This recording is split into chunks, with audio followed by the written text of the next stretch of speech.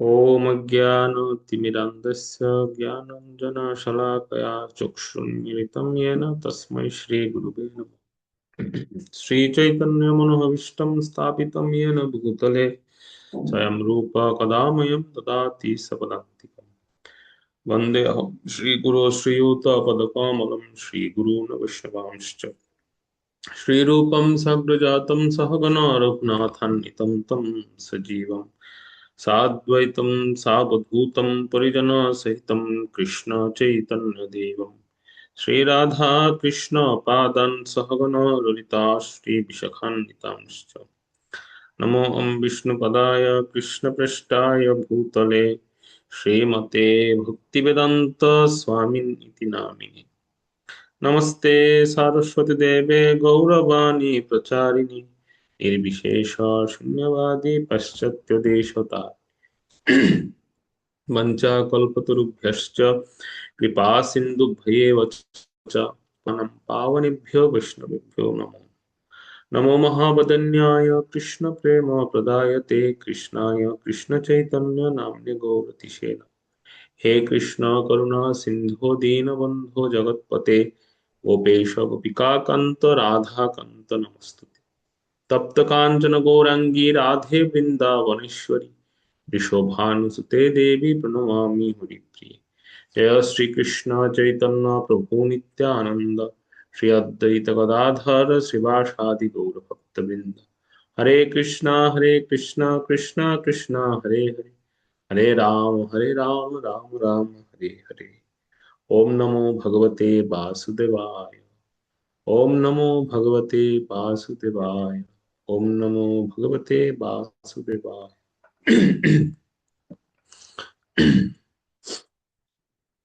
हरे Krishna online Bhaktishastri ক্লাসে উপস্থিত সমস্ত ভক্তমণ্ডলীর কে সুস্বাগতম জানাই এবং সকলের শ্রীচরণ কমলে দণ্ডবত প্রণাম জ্ঞাপন করছি। তো আমরা যথারীতি শ্রীমদ্ ভগবদ গীতার সপ্তম অধ্যায় থেকে অধ্যয়ন করছি। আমরা শুরুতে ক্লাস রিভিউ শুনবো, গত ক্লাস আমরা কি কি আলোচনা করেছিলাম। আপনারা এক একজনে একটা পয়েন্ট বলবেন। প্রভু হরে কৃষ্ণ। প্রভু গত ক্লাসে আমরা সপ্তম অধ্যায় বিজ্ঞান যুগের 1 থেকে 13 নম্বর শ্লোক পর্যন্ত আপনার কাছ থেকে শ্রবণ করেছিলাম। এখানে প্রথমে একটা পয়েন্ট ছিল যে নিজস্ব পাণ্ডিত্যের দ্বারা আমাদেরকে বোঝার চেষ্টা করা উচিত নয়, আমাদেরকে শরণাগত হওয়া উচিত। আর শরণাগত ব্যতীত আমরা মায়ের শক্তি অতিক্রম করতে পারি না। একমাত্র পরমেশ্বর ভগবানের শ্রীকৃষ্ণের শরণাগত হতে হবে। তারপর হচ্ছে আমাদেরকে হচ্ছে তত্ত্ব এবং হচ্ছে জ্ঞান বিজ্ঞান এই দুটো নিয়ে কিছু বলেছিলেন। জ্ঞান হচ্ছে ঐশ্বর্যময়, বিজ্ঞান হচ্ছে মাধুর্যময়। এটা নিয়ে কিছু বলেছিলেন, রাবণের একটা উদাহরণ দিয়েছিলেন, বিশ্বদেবের একটা উদাহরণ দিয়েছিলেন, তাদের দীর্ঘ জীবনের অভিজ্ঞতা আছে, এটা নিয়ে একটা উদাহরণ ছিল। তারপর খুঁটিনাটি বিষয় পরিহার করে একান্তে ভজন করা উচিত, এরকম ছিল। তারপর হচ্ছে উৎকৃষ্ট নিকৃষ্ট প্রকৃতি নিয়ে অনেক কিছু বলেছিলেন। নিকৃষ্ট হচ্ছে জড়া প্রকৃতি, দুটা উপাদান নিয়ে স্থূল এবং সূক্ষ্ম উপাদান নিয়ে গঠিত। উৎকৃষ্ট প্রকৃতি হচ্ছে আত্মা, জীব, আত্মা হচ্ছে সৎ, চিত, আনন্দময় উৎকৃষ্ট প্রকৃতি। এটা নিয়ে আমাদের অনেক অনেক শ্রবণ করিয়েছিলেন। আর কিছু বলেছিলেন যে যেমন মাটির পবিত্র গন্ধ, তারপরে হচ্ছে বলবানদের কাম এবং হচ্ছে রাগ থাকা যাবে না, নিয়ন্ত্রণ করা উচিত। এটা নিয়ে কিছু কিছু কথা বলেছিলেন প্রভু। প্রভু হরে কৃষ্ণ। ওকে, আর কেউ বলুন, আর কি কি আলোচনা হয়েছে? আরেকজন বলুন। প্রভু হরে কৃষ্ণ। হুম। প্রভু, এই যে আপনি শুরুতে বলছিলেন যে যমরাজ স্পর্শ করতে পারে না আমাদেরকে যদি আমরা তিনটা জিনিস করি, সেটা হচ্ছে ভগবত গীতা যদি আমরা কিঞ্চিত পর্যন্ত অধ্যয়ন করি, এরপর হচ্ছে গঙ্গার জল কণিকা মাত্র পান করলে, এবং বিগ্রহ সেবা বা অর্চন, যদি এই তিনটা করি তাহলে আমাদেরকে যমরাজ স্পর্শ করতে পারবে না। ওকে। হুম। হ্যাঁ, আর এরপরে প্রভু আপনি আবার আরেকটা বলছিলেন যে শ্রবণের গুরুত্ব নিয়ে, যে ইসকন ইসকন হচ্ছে এরপর হচ্ছে কেসিত হচ্ছে কৃষ্ণ কনসাসনেস অন। যদি আমরা শ্রবণ করি তাহলে আমাদের কৃষ্ণ কনসাসনেস অন থাকবে, আর যদি শ্রবণ না করি তাহলে আমাদের কৃষ্ণ কনসাসনেস অফ হয়ে যাবে। হরে কৃষ্ণ প্রভু। ওকে, ধন্যবাদ। তারপর আর কি কি আলোচনা হয়েছিল?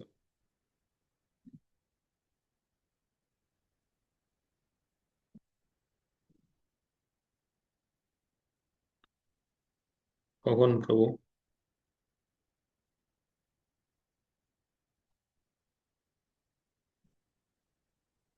হরে কৃষ্ণ প্রভু। প্রভু, হ্যাঁ, এখানে শ্রবণ সম্পর্কে আপনি একটু বেশি গুরুত্ব দেওয়া হয়েছিল। ভগবান শ্রীকৃষ্ণের সে নির্ভরযোগ্য আর কেউ নেই, আর তাই তার কাছ থেকে শ্রবণ করার মাধ্যমে এই জ্ঞান আহরণ করলে শুদ্ধভাবে জ্ঞান পরিপূর্ণ করা যায়। এটাই এই বিষয় নিয়ে আলাপ হয়েছিল প্রভু। okay. হরে কৃষ্ণ প্রভু, প্রণাম। এখানে অনেকগুলো পয়েন্ট উঠে এসেছে। শেষে আপনি সর্বশেষ যেটা নিয়ে আলোচনা করেছিলেন, সত্য রজতম ত্রিগুণ নিয়ে আলোচনা করেছিলেন। তো সেখানে আপনি বলেছেন আমরা ভগবান ত্রিগুণাতীত, সরি, মহাদেব ত্রিগুণাতীত, আর ভগবান ত্রিগুণেশ্বর, মানে ত্রিগুণের ঈশ্বর যিনি। এটা সম্পর্কে আমরা একটু জানতে পেরেছি। ভগবানকে বলা হয় গুণাধীশ। তিনি হচ্ছেন গুণাধীশ। জীব জীব হচ্ছে গুণাধীন। ত্রিগুণাধীশ। মহাদেব গুণাতীত, আর ভগবান হচ্ছেন গুণাধীশ। ওকে। তারপর আর কেউ?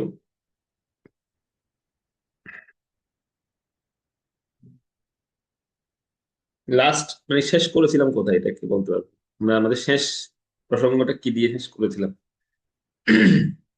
এটা বললে আমরা আজকে ক্লাসের অবশ্য। প্রভু, শেষে ছিল জীব তিন গুণের দ্বারা মোহিত হয়ে আছেন। এটা ছিল লাস্ট পয়েন্ট।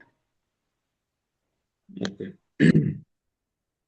তো এই যে প্রসঙ্গটা আমরা পড়লাম, যে জীব তিন গুণের দ্বারা মোহিত হয়ে আছে, এটা শোনার পর অর্জুনের মনে গৌণ প্রশ্ন এসেছে। গৌণ প্রশ্নটা হচ্ছে এরকম যে তাহলে জীব কি কোনোদিনও তোমার শরণ গ্রহণ করতে পারবে না, বা জীব কি কোনোদিন তোমাকে জানতে পারবে না? তো তার উত্তর ভগবান দিবেন 14 নম্বর শ্লোক থেকে। ভগবান উত্তর দেবেন যে কখন জানতে পারে একটা জীব ভগবানকে, কখন জানতে পারে, এটার উত্তর ভগবান 14 নম্বরে দিবেন। তো এখানে একটা শ্লোক পাঠের লিস্ট দেওয়া হয়েছে, অনেকে হয়তো নেই, তো আপনারা পড়ে ফেলবেন, কেউ অপেক্ষা করবেন না। দেখবেন যে কেউ উপস্থিত নেই, তো আপনারা একজন পড়ে ফেলবেন, ঠিক আছে? মনোজিৎ প্রভু একটু খেয়াল রাখবেন, কখন প্রভু খেয়াল রাখবেন। তো 14 নম্বর থেকে আমরা করি। 14 নম্বর জগৎবন্ধু প্রভুর নাম দেওয়া আছে, কিন্তু উনি হয়তো নেই, এখনো জয়েন করেন। একজন পড়ুন। 14 নম্বর শ্লোকের অনুবাদ। হরে কৃষ্ণ প্রভু। শ্রীমদ ভাগবত গীতা যথাযথ বিজ্ঞান যোগ অধ্যায় 7 শ্লোক 14। দৈবী হি এষ গুণময়ী মম মায়া ধুরত্তয়া মাম এব ইয়ে প্রপদ্যন্তে মায়াম এতাম তরন্তি তে। অনুবাদ: আমার এই দৈবী মায়া ত্রিগুণাত্মিকা এবং তা দূরতিক্রম্য, কিন্তু যারা আমাতে প্রপত্তি করে তারাই এই মায়া উত্তীর্ণ হতে পারে।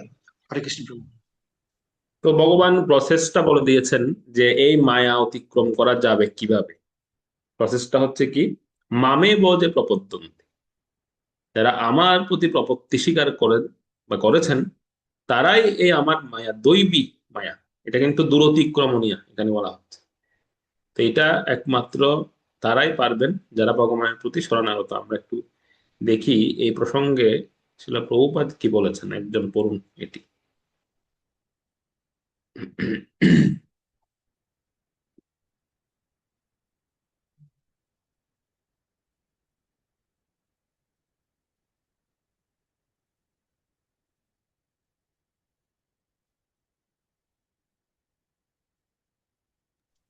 প্রভু, হরে কৃষ্ণ। মামেব যে প্রপদ্যন্তে, জীব ভগবানের সন্তান। তাই জীব যখন ভগবানের শরণাগত হয়, তখন ভগবান তার অহৈতুকী করুণাবশে পিতৃবৎ স্নেহে তাকে মুক্ত করতে মনস্থ করেন, এবং তিনি তখন মায়াকে আদেশ দেন তাকে মুক্ত করে দিতে। তাই ভগবানের চরণ কমলের শরণাগত হওয়াটাই কঠোর জড়া প্রকৃতির কবল থেকে মুক্ত হওয়ার একমাত্র উপায়। ভগবদ গীতা 7 অধ্যায়ের 14। হরে এর কৃষ্ণ। পরেরটা এর পরেরটা বলুন।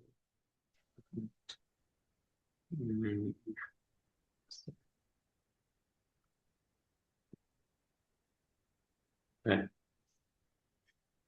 মামো মাম এব এই কথাগুলিও তাৎপর্যপূর্ণ। মাম মানে শ্রীকৃষ্ণকে বা বিষ্ণুকেই বোঝায়, ব্রহ্মা কিংবা শিব নয়। যদিও ব্রহ্মা এবং শিব অসীম শক্তি সম্পন্ন এবং তারা প্রায় বিষ্ণুরই সমকক্ষ, কিন্তু ভগবানের এই রজগুণ ও তমগুণের অবতারেরা কখনোই জীবকে মায়ার বন্ধন থেকে মুক্ত করতে পারে না। ভগবদ্গীতা 7 অধ্যায় 14। তো হরে তো কৃষ্ণ। আমরা এখানে দুটো সিদ্ধান্ত পাচ্ছি। প্রথমটাতে আমরা এখানে দেখতে পাচ্ছি, এখানে প্রভুপাদ বলেছেন যে কখন ভগবান তার জীব বা সন্তানকে তিনি মুক্ত করেন, যখন তিনি দেখেন যে একজন জীব সে ভগবানের প্রতি অত্যন্ত শরণাগত, অত্যন্ত শরণাগত। সে আহ, নিজের পরিস্থিতি, নিজের কষ্ট বুঝতে পেরে সে ভগবানের প্রতি ঐকান্তিকভাবে শরণাগত হয়েছেন। তখন ভগবান পিতৃবৎ, এখানে বলা হচ্ছে পিতৃবৎ স্নেহে তাকে মুক্ত করতে মনস্থ করেন। যে যেরকম একজন পিতার প্রতি অনুগত সন্তানকে ভগবান পিতা যেরকম মুক্ত করেন সমস্ত বিপদ থেকে, তো এখানে ভগবানও তদ্রূপ তার সন্তানকে তিনি মুক্ত করেন। তবে অনেকে সাধারণত এখানে প্রভুপাদ একটা জিনিস খুব ক্লিয়ার করে দিয়েছেন, এখানে মাম এব শব্দটা খুব গুরুত্বপূর্ণ। এখানে কিন্তু ভগবানকে বোঝানো হচ্ছে, পরমেশ্বর ভগবান শ্রীকৃষ্ণকে বোঝানো হচ্ছে, ব্রহ্মা বা শিবকে নয়। তো এই প্রসঙ্গটা যখন অর্জুনের সামনে ভগবান বলছিলেন, ভগবান যখন মানে উত্থাপন করলেন, তখন এখানে আমরা দেখতে পাচ্ছি যে ভগবানের শরণ নিলে, ভগবানের প্রতি আত্মসমর্পিত হলে ভগবান তাকে মুক্ত করেন, ভগবান তাকে মুক্তি দেয়। তো অর্জুন ভগবানকে কোন প্রশ্ন করছেন, জগতে যদি তোমার চরণ শরণ গ্রহণ করলে সকলের মুক্তি লাভ হয়, তাহলে অধিকাংশ লোক দেখা যায় বা অনেক লোকেরা দেখা যায় তোমার শরণাগত হয় না কেন? এই জগৎ ধরুন আমরা যদি বিচার করি, ভক্ত কত পার্সেন্টেজ আছে? খুব কম। যদি 700 কোটি মানুষ হিসাব করি, তাহলে ভক্ত কত আছে? সেই হিসাবে একদম নগণ্য। তো অর্জুন বলছিলেন যদি যদি তোমার চরণে শরণ নিলেই মুক্তি লাভ সম্ভব বা মুক্তি লাভ করে বা এই মায়াকে অতিক্রম করতে পারে, তাহলে এই জগতের লোকেরা সবাই তোমার শরণাপন্ন হয় না কেন? তখন ভগবান বলছেন যে অর্জুন, 4 ধরনের ব্যক্তি আমার শরণাপন্ন কখনোই হবে না। সে 4 ধরনের ব্যক্তি কারা? 15 নম্বর শ্লোকে বলা হচ্ছে, 15 নম্বর শ্লোক পড়বে।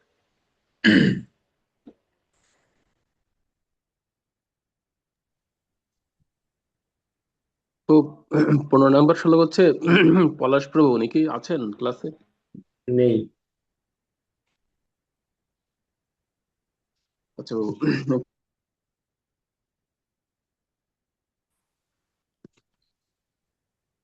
ন মাং দুষ্কৃতি না মূঢ়া প্রপদ্যন্তে নরা হুম। নরাধমা মায়ায়া পরিতো জ্ঞানা আসুরাং ভাবমাশ্রিতা। অনুবাদ: মূঢ় নরাধম মায়ার দ্বারা যাদের জ্ঞান অপহৃত হয়েছে এবং যারা আসরিক ভাব সম্পন্ন, সেই ধরনের দুষ্কৃতকারীরা কখনোই আমার শরণাগত হয় না। তো হরে কৃষ্ণ। তো 4 ধরনের দুষ্কৃতকারী এখানে বলা হচ্ছে। প্রথমটা হচ্ছে মূঢ়। দেখুন, মূঢ় মানে কঠোর পরিশ্রমী ভারবাহী পশুর মতো নিজেদের পরিশ্রমের ফল নিজেরাই ভোগ করতে চায়। উদাহরণস্বরূপ এখানে বুদ্ধিহীন গাধা বা শূকরের মতো জড় কর্মীদেরকে বোঝানো হয়, যারা দেখুন ছবিতে দেখতে পাচ্ছি দিনরাত কঠোর পরিশ্রম করছেন, কিন্তু এই পরিশ্রমের উদ্দেশ্য কি বা আসলে এই পরিশ্রমের ফল তারা নিজেরাই ভোগ করতে চায়। পশুর মতো, ভারবাহী পশুর মতো এখানে বলা হচ্ছে কঠোর পরিশ্রম করছে। প্রথম ক্যাটাগরি হচ্ছে মূঢ় শ্রেণী। তার মধ্যে আমরা যারা জড়কর্মীরা আছে তাদেরকে আমরা দেখতে পাই। দ্বিতীয় ক্যাটাগরিটা হচ্ছে কারা?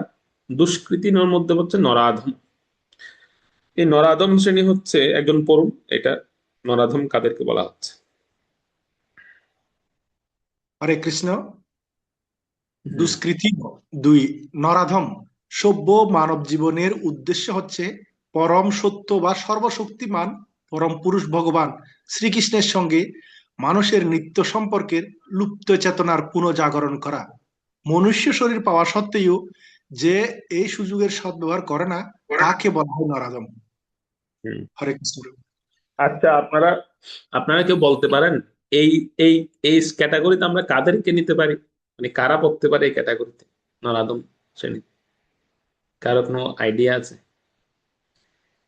যারা সব ধরনের সুযোগ সুবিধা থাকা সত্ত্বেও এই মানব শরীরের বা এই মনুষ্য জন্মের সদ্ব্যবহার করছে না, কারা হতে পারে এখানে?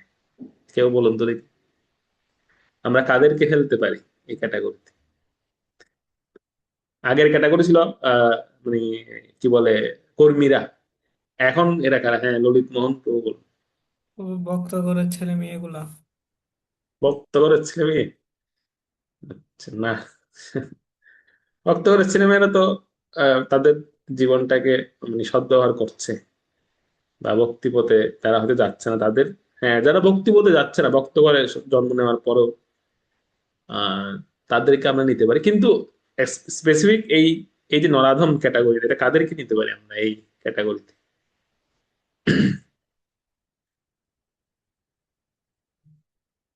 কখন প্রভু কি ভাবছেন? আমি ভাবতেছি প্রভু এখন বর্তমানে যে নিজের সবকিছু থাকার পরও যারা যে রাজনীতি, এখানে যে ভোটের একটা ইয়া দেওয়া হচ্ছে তখন মনে হয় এটা যারা বুঝাচ্ছে কি যারা সবকিছু থাকার পরও রাজনীতি বা দেশ নীতি নিয়ে যারা মেতে হম। আছে, নিজের ধর্মকে বাদ দিয়ে সবকিছু, পরিবার পরিজনের তো সবকিছু আছে তাদের, তা থাকা সত্ত্বেও তারা শ্রীকৃষ্ণের দিকে দৃষ্টিত না হয়ে দেশ, জাতি এবং তাদের ব্যক্তিগত উদ্দেশ্য হাসিলের জন্য রত আছে, তারাই মনে হয় এটাতে পড়ে প্রভু। ওকে, ধন্যবাদ প্রভুকে। হ্যাঁ, অলরেডি ছবিতে দেয়া আছে, দেখুন, একজন রাজনীতিবিদ তিনি ভোট চাচ্ছেন। তো কেন, এটা কেন বলা হচ্ছে, এদেরকে কেন রাধম বলা হচ্ছে? কারণ দেখুন, এই যে এই সমস্ত রাজনীতিবিদদের সুযোগ সুবিধার কোনো অভাব নাই। এরা 5 স্টার হোটেলে থাকতে পারে চাইলে, এদের সমস্ত রকম ফ্যাসিলিটি আছে, এদের গাড়ি আছে, বাড়ি আছে, সুন্দরী স্ত্রী, পরিবার পরিজন সব আছে। তথাপি ওনারা এই ভগবানের সঙ্গে যে আমাদের একটা লুপ্ত সম্পর্ক, সেই সম্পর্কের পুনর্জাগরণ করার ইচ্ছাও নেই এদের। এবং এই যে এত সুন্দর একটা শরীর পেয়েছে, তারা তো সবসময় ভালো খাই দায়, ভালো জায়গায় থাকে, সুস্থ থাকে, সবসময় ভালো ডাক্তার দেখাতে পারে। তো এইরা এত সুযোগ সুবিধা পাওয়ার পরও এই সুযোগের সদ্ব্যবহার করছে না, সেজন্য এদেরকে নরাধম বলা হয়েছে। তো যেমন আমার এখনো মনে আছে, একজন অনেক বড় রাজনীতিবিদ, উনি ধামে এসেছিলেন বহু আগে, এটা 2000 সম্ভবত 11 বা 12 সালের দিকে হবে, 11 সালের দিকে হবে সম্ভবত। তখন মন্দিরে এত বড় পরিসরে রাধাষ্টমী উৎসব হতো ধাম। তো সেই বছর একজন রাজনীতিবিদ, অনেক বড় রাজনীতিবিদ ধামে আসে। উনি তৎকালীন আওয়ামী লীগ সরকারের অনেক বড় একজন রাজনীতিবিদ ছিলেন, হিন্দু হিন্দু রাজনীতিবিদ। তো উনি ধামে আসলেন। এসে উনি ভগবানকে যে প্রণাম করতে হয় সেটা পর্যন্ত উনি জানেন, উনি ওটাও জানেন, মানে ভগবানকে কিভাবে প্রণাম করতে হয় সেটা উনি জানেন। দেখুন, ভগবানকে প্রণাম করেছে কিনা আমার মনে পড়ছে না ঠিক। তো উনি স্টেজে উঠেছেন, স্টেজটা তখন আমাদের নাট মন্দিরে স্টেজ হতো। তো ওখানে উঠেছেন, ওখানে উঠে তিনি সবার উদ্দেশ্যে বক্তব্য দিলেন 5-10 মিনিট। শেষে উনি বলছেন যে মানে আসুন আমরা সবাই মিলে ভগবানের একবার নাম করি।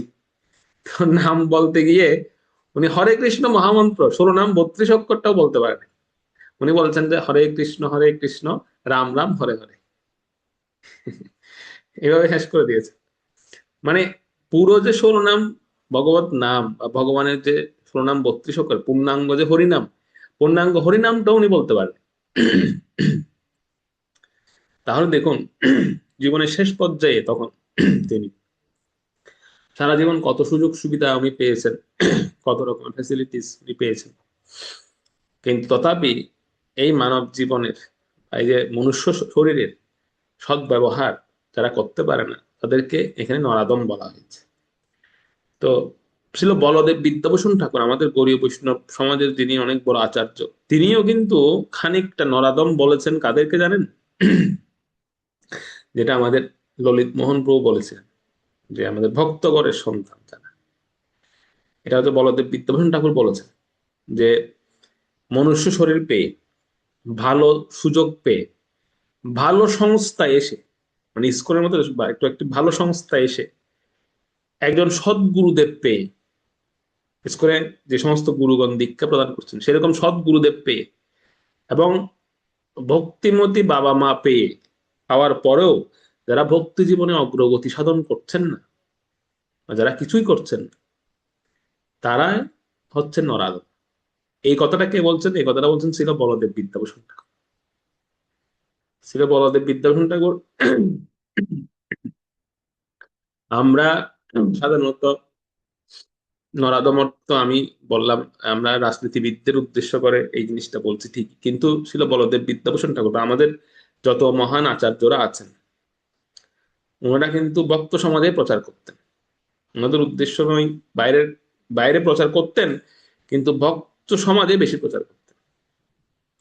তো সেজন্য তিনি বলছেন যে খানিকটা নরাধম আমরাও, বলদেব বিদ্যাপতি ঠাকুর বলতেন। কেন? কারণ আমরা এত সুযোগ সুবিধা পাওয়ার পরও আমরা আমাদের জীবনের অগ্রগতি করছি না। আরো আরো একটা নরাধম এখানে বলা হচ্ছে, এটা একজন পড়ুন। আহ, একদম। ও হরে কৃষ্ণ প্রভু, দুষ্কৃতী নরাদম শ্রী নিত্যানন্দ প্রভু নরাদম জগাই ও মাদাই ভ্রাতৃদ্বয়কে উদ্ধার করেন এবং এভাবে তিনি দেখিয়ে গেছেন যে প্রকৃত বোধ ভক্তের করুণা কিভাবে সবচাইতে অধপতিত মানুষের উপরেও বর্ষিত হয়। তাই সে নরাধমকে ভগবান পর্যন্ত পরিত্যাগ করেছেন। ভগবত ভক্তের কৃপার প্রভাবে তার হৃদয়ে আবার পারমাত্মিক কৃষ্ণ ভাবনার উন্মেষ হতে পারে। হরে কৃষ্ণ প্রভু। পুরোপুরি না। হুম। তো এখানে আমরা দেখতে পাচ্ছি যে নিত্যানন্দ প্রভু তিনি জগাই এবং মাধাই ব্রাহ্মণ কুলের জন্ম।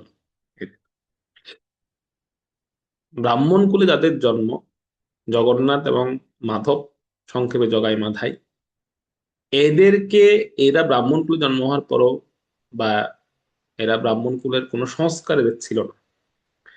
আমরা দেখতে পাই জগাই মাধাই কিন্তু অনেক শাস্ত্র পড়তেন। কেন শাস্ত্র পড়তেন জানেন? আমরা শাস্ত্র পড়ি পাপ থেকে মুক্ত থাকার জন্য, যে শাস্ত্রে কি কি পাপ বলা আছে সেগুলো যেন আমাদের দ্বারা সংগঠিত না হয়, আমরা যেন পাপ সম্পর্কে আমাদের একটা অভিজ্ঞতা হয়, আমরা যেন সাবধান থাকি। কিন্তু জগাই মাদাই শাস্ত্র পড়তেন কেন? যে শাস্ত্রে কোনগুলো খুব জঘন্য পাপ আছে সেগুলো সেখান থেকে বের করতেন, আর সেই জঘন্য পাপগুলোই জগাই মাদাই বেছে বেছে করতেন। যে শাস্ত্রে যেগুলো, যে পাপগুলো খুব জঘন্যভাবে বলা, মানে এই পাপটা হচ্ছে সর্বোচ্চ এরকম যেটা বলা আছে, সেইটাই তারা, এই দুই ভাই সেটাই করতেন। ওই ছোটখাটো নর্মাল পাপ বলছে না, এগুলো করে লাভ নেই। শাস্ত্রের মধ্যে যেটাকে একদম জঘন্য বলা হয়েছে সেটাই আমরা করি। সেজন্য মহাপ্রভু যখন জগাই মাদাইয়ের ভাব গ্রহণ করেছিলেন বা জগাই মাদাইকে করুণা করেছিলেন নিত্যানন্দ প্রভুর করুণায়, তখন মহাপ্রভুর অঙ্গ, গৌর বর্ণ, গৌর কান্তি অঙ্গ পর্যন্ত কালো হয়ে গিয়েছে। এতটা পাপ দুই ভাই করেছে। কিছু সময়ের জন্য মহাপ্রভু কৃষ্ণ রূপ ধারণ করেছিলেন, কালো হয়ে গিয়েছিলেন। অদ্বৈত ঠাকুর দেখে অবাক যে মহাপ্রভু এত সুন্দর গৌর বর্ণ কালো হয়ে গেল কি করে। আর ওদিকে তো যমরাজ বেহুশ হয়ে গেছে, যে এই দুই ভাই নরকে যাওয়ার কথা, কিন্তু এই দুই ভাইকে মুহূর্তের মধ্যে ভগবান কি করে দিলেন? সমস্ত পাপ থেকে মুক্ত করে দিলেন। তো আসলে এই নরাধম শ্রেণীকেও ভগবান করুণা করেছেন বা নিত্যানন্দ প্রভু করুণা করেছিলেন। ভগবত ভক্তের কৃপা হলেও এই নরাধমরাও, তারাও তাদের মধ্যেও কৃষ্ণ ভাবনার উন্মেষ ঘটতে পারে। তো জগাই মাদাই পরবর্তীতে মহান ভগবত ভক্তে পরিণত হয়েছে। ওকে, সেটা হচ্ছে নরাধম শ্রেণী। আচ্ছা, আমরা তৃতীয় ক্যাটাগরি দেখি। তৃতীয় ক্যাটাগরি হচ্ছে মায়া অপরিত জ্ঞান। একজন পড়ুন। হ্যাঁ প্রভু, হরে কৃষ্ণ। দুষ্কৃতী মায়া অপহৃত জ্ঞান। মায়ার প্রভাবে যাদের পাণ্ডিত্যপূর্ণ জ্ঞান অপহৃত হয়েছে, সাধারণত এরাই অধিকাংশ খুব বিদ্বান হয়, যেমন বড় বড় দার্শনিক, কবি, বৈজ্ঞানিক, সাহিত্যিক আদি। কিন্তু মায়া শক্তি তাদের বিপথগামী করেছে, তাই তারা পরমেশ্বর ভগবানকে অবজ্ঞা করে থাকে। হরে কৃষ্ণ প্রভু। তো এই শ্রেণীতে আমরা কাদেরকে ফেলতে পারি? যারা বড় দার্শনিক, বড় কবি বা বৈজ্ঞানিক, সাহিত্যিক যারা আছেন, তাদের অনেক পাণ্ডিত্যপূর্ণ জ্ঞান আছে, বিদ্যা আছে। তো কিন্তু দেখুন, মায়ার দ্বারা তাদের জ্ঞানটা অপহৃত, অপহৃত মানে চুরি হয়ে গেছে, তাদের জ্ঞানটা চুরি হয়ে গেছে। সেজন্য তারা কি করে, তারা ভগবত স্তুতি, তাদের যে মানে পাণ্ডিত্য, তাদের যে বিদ্যা, সেটার দ্বারা তাদের ভগবত স্তুতি করা দরকার, ভগবানের স্তুতি বন্দনা এগুলো লেখা দরকার। সেগুলো না লিখে তারা বিভিন্ন রকম রোমান্টিক কবিতা বা গান, তারপর আর কি মানে জাগতিক যত সাহিত্য আছে সেগুলো রচনা করছে। সেজন্য এদেরকেও এই দুষ্কৃতিহীন চার প্রকারের যে দুষ্কৃতকারী, এদের মধ্যে রাখা হয়েছে।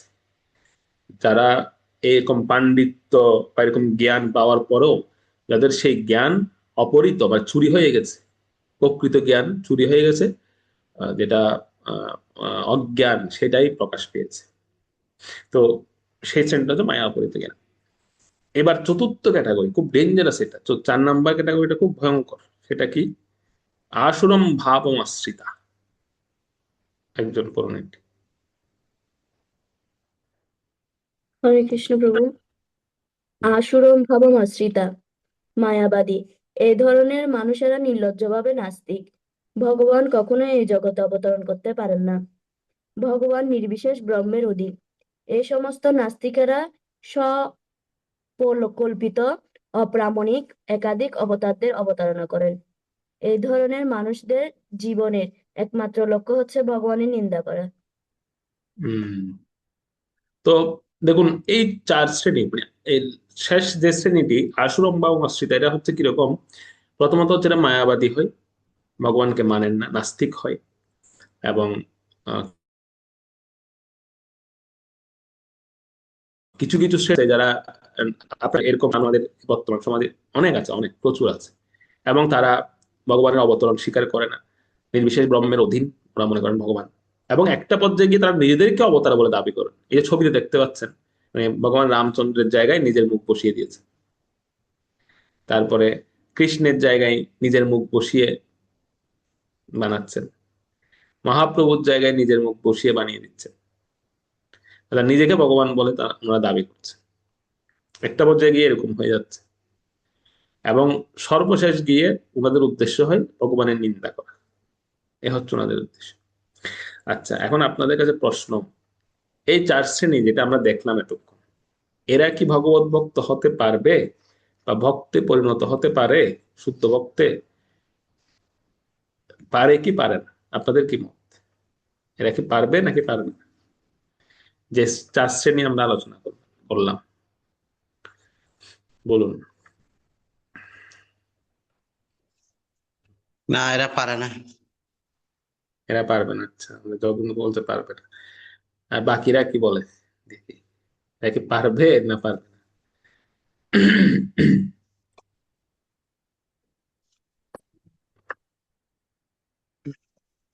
হরে কৃষ্ণ প্রভু। হ্যাঁ, মূঢ়, নরাদম এবং মায়া দ্বারা যারা অবহিত হয়েছে তাদের হয়তো কষা মাজা করে শরণাগত করা গেলেও চতুর্থ নম্বরটা প্রভু কোনো প্রকারে সম্ভব নয়। আচ্ছা, ও আচ্ছা, মানে প্রথম 3 শ্রেণী বলছেন যে সমাজা করলে কাজে আসবে বা হবে, কিন্তু চতুর্থ শ্রেণী হবে না। আচ্ছা, আর কেউ আর কেউ কারো মত, এই 4 শ্রেণী হবে কি হবে না?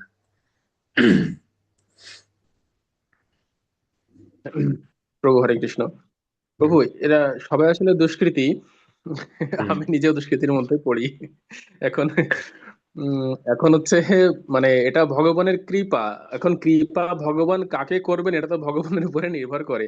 ভগবান কৃপা করে যে কাউকে এটাকে দিতে পারেন আর কি, এটা আমার মনে হয়। না মানে আমার প্রশ্নটা হচ্ছে এরা কি হবে কি হবে না, ইয়েস অর নো? আহ, প্রভু, নিজের কৃপাতে সম্ভব না, ভগবানের কৃপা থাকলেই হবে, ওই ছাড়া সম্ভব না। নিজের নিজের কোনো এতে সম্ভব না। এদের এদের যে আহ, যে মানে যেটুকু আছে আর কি, নিজের পক্ষে সম্ভব না আর কি। আচ্ছা, ওকে। আচ্ছা, আর কেউ কি বলতে চান? এই 4 শ্রেণী ভগবত ভক্ত হতে পারবে না পারবে না? আর কি মত? হরে কৃষ্ণ। পারবে না প্রভু। হরে কৃষ্ণ প্রভু। যা। প্রভু পারবে হ্যাঁ, না, কারণ এটা শাস্ত্র মহাজনদের উপদেশ সত্ত্বেও কখনো ভগবানের শরণাগত হয় না প্রভু। আচ্ছা, পারবে না মানে সদ্গুণ প্রভু বলতে পারবে না। দিব্য গোধাম প্রভু বলুন, কি বলতে চাইছে? কৃষ্ণ প্রভু আসলে যদি এরা যদি ভক্ত সঙ্গ করে হয়তো অবশ্যই এদের হৃদয় পরিবর্তন হতে পারে। যেরকম আচ্ছা। জাগা মাদায় মহাপ্রভু উদ্ধার করেছেন। হুম। ওনারা তো পাপী ছিল অত্যন্ত, কিন্তু নিত্যানন্দ প্রভুর কৃপা এবং মহাপ্রভুর কৃপা এরা তো উদ্ধার পাইছে। তো যদি এই চার ক্যাটাগরির মানে যারা আছে, এরা যদি অবশ্যই হুম। ভক্ত সঙ্গ করে অবশ্যই এদের হৃদয় পরিবর্তন হতে পারে। আচ্ছা, আমরা তো দেখতে পাচ্ছি এখন একটা মানে একটা দুই পক্ষ হয়ে গেছে এখানে। এক পক্ষ বলছেন হবে, পক্ষ বলছেন হবে না। আচ্ছা, এখন দুই পক্ষ হলে, দ্বন্দ্ব হলে তো অসুবিধা। আচ্ছা, আমরা দেখি আমাদের মহাজনরা কি বলেছেন, হতে পারবে কি পারবে না, একজন পড়বেন এটা। হরে কৃষ্ণ প্রভু। দুষ্কৃতকারীদের পক্ষে ভগবত ভক্তি করা খুবই কঠিন, কারণ তারা অত্যন্ত স্বার্থপর, অসংযত ও পারমাত্মিক উদ্দেশ্যহীন। কিন্তু তবু সৌভাগ্যক্রমে তাদের কেউ যদি শুদ্ধ ভক্তের সংস্পর্শে আসে, তাহলে তারাও শুদ্ধ ভক্তে পরিণত হতে পারে। শ্রীমদ্ ভগবদ গীতা সপ্তম অধ্যায়ের 16 নম্বর শ্লোক। হরে কৃষ্ণ প্রভু। হুম। এটা এটা আমার কথা না, এটা ছিল প্রভুপাদের কথা। যে প্রভুপাদ বলে দিয়েছেন যে হ্যাঁ, এরা আসলে অনেক কঠিন। আপনারা যে বলছেন যে হবে না, এটা ঠিক আছে, যে হ্যাঁ আসলে অনেক কঠিন, তাদের ভগবত ভক্তির পথে আসা অনেক কঠিন। কারণ তারা প্রথমত স্বার্থপর হয়, অসংযত হয়, পারমাত্মিক উদ্দেশ্যহীন হয়। কিন্তু তারপরেও কথা হচ্ছে, প্রভুপাদ বলছেন যদি কোনো শুদ্ধ ভক্তের সংস্পর্শে আসে, ভগবানের সংস্পর্শে না, কিন্তু শুদ্ধ ভক্তের সংস্পর্শে আসে, তাহলে এই ধরনের দুষ্কৃতকারীরাও শুদ্ধ ভক্তে পরিণত হতে পারে। তার প্রমাণ দেখুন, ছবিতে আমরা দেখতে পাচ্ছি। এই ব্যক্তিটার নাম হচ্ছে মৃগারী, একজন শিকারী ছিল, ব্যাধ ছিল। এই ব্যাধ উনি কোনো পশুকে মারতো না, প্রাণে মারতো না, তার হাত পা গুলো অর্ধেক অর্ধেক করে কেটে দিত। ধরুন হাতগুলো অর্ধেক কেটে দিয়েছে, পা গুলো অর্ধেক কেটে দিয়েছে। আর যখন পশুটা যন্ত্রণায় কাতরাতো, তখন এটা দেখে সে খুব আনন্দ পেত। এরকম ব্যাধ ছিল, ভয়ঙ্কর ব্যাধ। ভগবানকে তো মানতই না, এবং বরং এত নিষ্ঠুর ছিল। তো নারদ মুনির অশেষ করুণায়, সেটা অনেক সুন্দর কাহিনী, আমি বলছি না পুরোটা। নারদ মুনির অশেষ করুণায় তিনি ভক্তে পরিণত হলেন।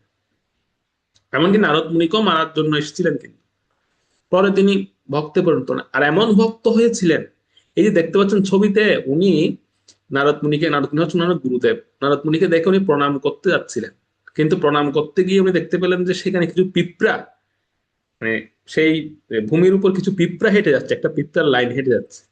তখন তিনি নিজের গলবস্ত্র দিয়ে তিনি সেই পিঁপড়াগুলোকে সরিয়ে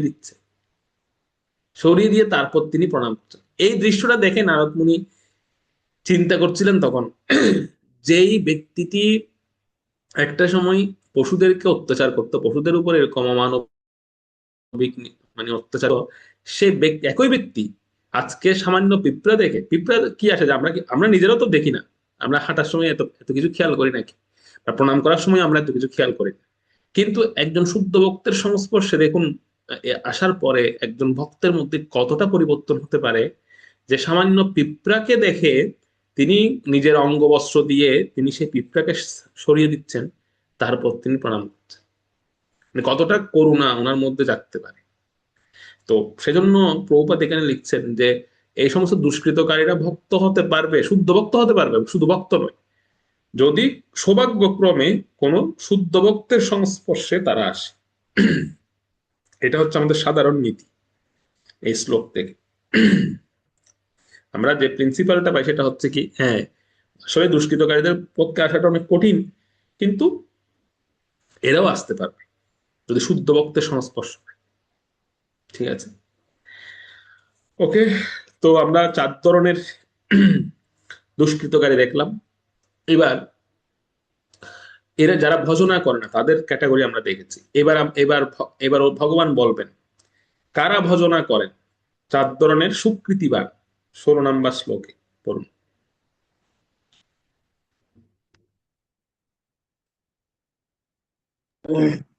প্রভু, এটা জুয়েল প্রভু এখানে দেখা যাচ্ছে, কিন্তু উনি কি আছেন?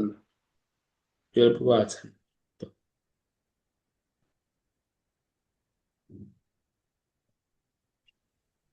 হ্যাঁ আছেন। কৃষ্ণ, আমি একটু বাইরে তো। আচ্ছা, ঠিক আছে, তাহলে অন্য কেউ পড়ুন। হরে কৃষ্ণ। আমি পড়ছি। হুম। চতুর্বিধা ভজন্তে মাং জনা সুকৃতিন অর্জুন আর্ত জিজ্ঞাসু অর্থার্থী জ্ঞানী চ ভরতর্ষভ। অনুবাদ: হে ভরত শ্রেষ্ঠ অর্জুন, হে ভরত শ্রেষ্ঠ অর্জুন, আর্ত অর্থার্থী, জিজ্ঞাসু এবং জ্ঞানী, এই চার প্রকার পুণ্যকর্মা ব্যক্তিগণ আমার ভজনা করেন। হরে কৃষ্ণ। তো আমরা এর আগের শ্লোকে পেয়েছি 4 ধরনের দুষ্কৃতকারী যারা ভজনা করে না, আর এখন দেখতে পাচ্ছি 4 ধরনের সুকৃতিবান। এরা কারা? ওরা হচ্ছেন আর্ত, অর্থার্থী, জিজ্ঞাসু এবং জ্ঞান। তো এটার সঙ্গে রিলেটেড উদাহরণ সহ আছে। আর্ত মানে হচ্ছে যারা বিপদে পড়ে ভগবানকে স্মরণ নেই, ভগবানের স্মরণ গ্রহণ করে বিপদে পড়ে। তো তার মধ্যে কি আছে আপনারা ছবিতে দেখতে পাচ্ছেন, আর্ত হচ্ছে গজেন্দ্র। গজেন্দ্র আর্ত ভক্ত ভগবান। বিপদে পড়েছিল, কুমির আক্রমণ করেছিল গজেন্দ্রকে, সেই কাহিনী আপনারা জানেন। তো বিপদে পড়ে তিনি ভগবানের শরণ গ্রহণ করেছিলেন, এই জন্য ওনাকে বলা হয় আর্তভক্ত। আর অর্থার্থী, অর্থার্থী শব্দের অর্থ হচ্ছে যিনি কোনো কিছু প্রাপ্তির জন্য ভগবানকে ভজনা করেন। তো সেইখানে আমরা উদাহরণস্বরূপ পাচ্ছি কে? ধ্রুব মহারাজ। ধ্রুব মহারাজ কেন? কারণ ধ্রুব মহারাজ প্রথমে ভগবত ভজনা করতে গিয়েছিলেন সিংহাসন, পিতার কোল প্রাপ্তির জন্য। তো যারা কোনো কিছু প্রাপ্তির জন্য ভগবানের ভজনা করেন ওনাদেরকে বলা হয় অর্থার্থী ভক্ত। তো ধ্রুব মহারাজ। এরপরে আমরা দেখতে পাচ্ছি জিজ্ঞাসু। জিজ্ঞাসুকে, জিজ্ঞাসু হচ্ছেন শৌনক আদি ঋষিগণ। নৈমিষারণ্যে উপস্থিত যে সমস্ত ঋষিরা ছিলেন, শৌনক আদি ঋষিগণ, ওনাদেরকে বলা হয় জিজ্ঞাসু ভক্ত। অর্থাৎ ওনারা হচ্ছেন জিজ্ঞাসু, প্রশ্ন করছিলেন। জিজ্ঞাসু মানে হচ্ছে এই যে দেখতে পাচ্ছেন প্রশ্ন করছেন, শুলে প্রশ্ন করছিলেন। আর জ্ঞানী ভক্ত এখানে বলা হচ্ছে, জ্ঞানী হচ্ছেন কে? জ্ঞানী ভক্ত হচ্ছেন শিল সুখদেব গোস্বামী। তিনি হচ্ছেন জ্ঞানী ভক্ত, অর্থাৎ যিনি ভগবত তত্ত্ববেত্তা, ভগবান সম্পর্কে জানেন। তাহলে আমরা 4 শ্রেণী পেয়ে গেলাম, যে 4 শ্রেণী ভগবত ভজন করেন: আর্ত, অর্থার্থী, জিজ্ঞাসু এবং জ্ঞান। এবং উদাহরণ সহ দেখলাম। তো এই 4 শ্রেণীর মধ্যে শ্রেষ্ঠ কে বলুন? 4 শ্রেণীর মধ্যে শ্রেষ্ঠ কে? আর্ত, অর্থার্থী, জিজ্ঞাসু কে? এর মধ্যে শ্রেষ্ঠ কে? হ্যাঁ বলুন। কখন প্রভু? হরে কৃষ্ণ প্রভু। এখানে আমার মতে প্রভু জিজ্ঞাসু, শৌনক আদি ঋষিগণ। আচ্ছা, জিজ্ঞাসু শ্রেষ্ঠ। মনোজিৎ প্রভু? প্রভু হরে কৃষ্ণ। প্রভু সঠিক জানা নেই, কিন্তু গ্রন্থে পড়েছে যে জ্ঞানী ভক্তই শ্রেষ্ঠ, এরকম তো একটা পড়েছিলাম। ঠিক আছে, আমরা 17 নম্বর শ্লোকে যাই। 17 নম্বর শ্লোকটা পড়ুন, ওখানেই বলা হচ্ছে কে শ্রেষ্ঠ। 17 নম্বর শ্লোক। হরে কৃষ্ণ প্রভু। শ্লোক 17। তেসাম জ্ঞানে নিত্যযুক্ত একক ভক্তি বিশিষ্যতে প্রিয় হি জ্ঞানীন উত্থার্থম অহম স মম প্রিয়। অনুবাদ: এই 4 প্রকার ভক্তের মধ্যে নিত্যযুক্ত আমাতে একনিষ্ঠ তত্ত্বজ্ঞানীই শ্রেষ্ঠ, কেননা আমি তার অত্যন্ত প্রিয় এবং তিনিও আমার অত্যন্ত প্রিয়। হরে কৃষ্ণ প্রভু। তাহলে আমরা উত্তর পেয়ে গেলাম, ভগবান নিজে বললেন এই 4 প্রকারের মধ্যে জ্ঞানী ভক্তই আমার অত্যন্ত প্রিয় বা অত্যন্ত শ্রেষ্ঠ ভক্ত। কেন? কারণ তারা আমার অত্যন্ত প্রিয়। আচ্ছা, কেন প্রিয়? 18 নম্বর শ্লোকে বলা হয়। 18 নম্বর শ্লোকটা পড়ুন, কেন প্রিয়? হরে কৃষ্ণ প্রভু। উদারः सर्व एव एते ज्ञानी तु एव मे मतम् अस्तितः स हि युक्त आत्मा मम एव মম এব অনু আত্মা গতিম। অনুবাদ: এই সকল বক্তারা সকলে নিঃসন্দেহে মহাত্মা, কিন্তু আমার তত্ত্বজ্ঞানে অধিষ্ঠিত জ্ঞানী, আমার মতে আমরাই আত্মা স্বরূপ। আমার অপ্রাকৃত সেবার যুক্ত হয়ে তিনি সর্বোত্তম গতিস্বরূপ আমাকে লাভ করেন। হরে কৃষ্ণ প্রভু। কেন জ্ঞানীরা শ্রেষ্ঠ ভগবান, বা কেন জ্ঞানীরা এত প্রিয়, ভগবান নিজে বলে দিলেন যে তারা আমার অপ্রাকৃত সেবায় যুক্ত। ভগবান বলতেন এরা আমার অপ্রাকৃত সেবা, একটাই গুণ, জ্ঞানী ভক্তের একটাই গুণ, যে তিনি ভগবানের অপ্রাকৃত সেবায় যুক্ত থাকেন। সেজন্য ভগবান ওনাকে অত্যন্ত পছন্দ করেন, অত্যন্ত ভালোবাসেন। তবে এই ধরনের মহাত্মা অনেক দুর্লভ। 19 নাম্বার শ্লোকে ভগবান সেই কথা বলছেন যে এই ধরনের মহাত্মা পাওয়াটা অনেক দুর্লভ। 19 নাম্বার শ্লোক অনুবাদ করুন। ও হরে কৃষ্ণ। বহুনাম জন্মনামন্তে জ্ঞানবানম প্রপদতে বাসুদেব সর্বমিতি সমহাত্মা সুদুর্লভ। অনুবাদ: বহু জন্মের পর তথ্যজ্ঞানী ব্যক্তি আমাকে সর্বকারণের পরম কারণ রূপে জেনে এবং সর্বস্ব জ্ঞানে আমার শরণাগত হন, সে মহাত্মা অত্যন্ত দুর্লভ। হরে কৃষ্ণ প্রভু।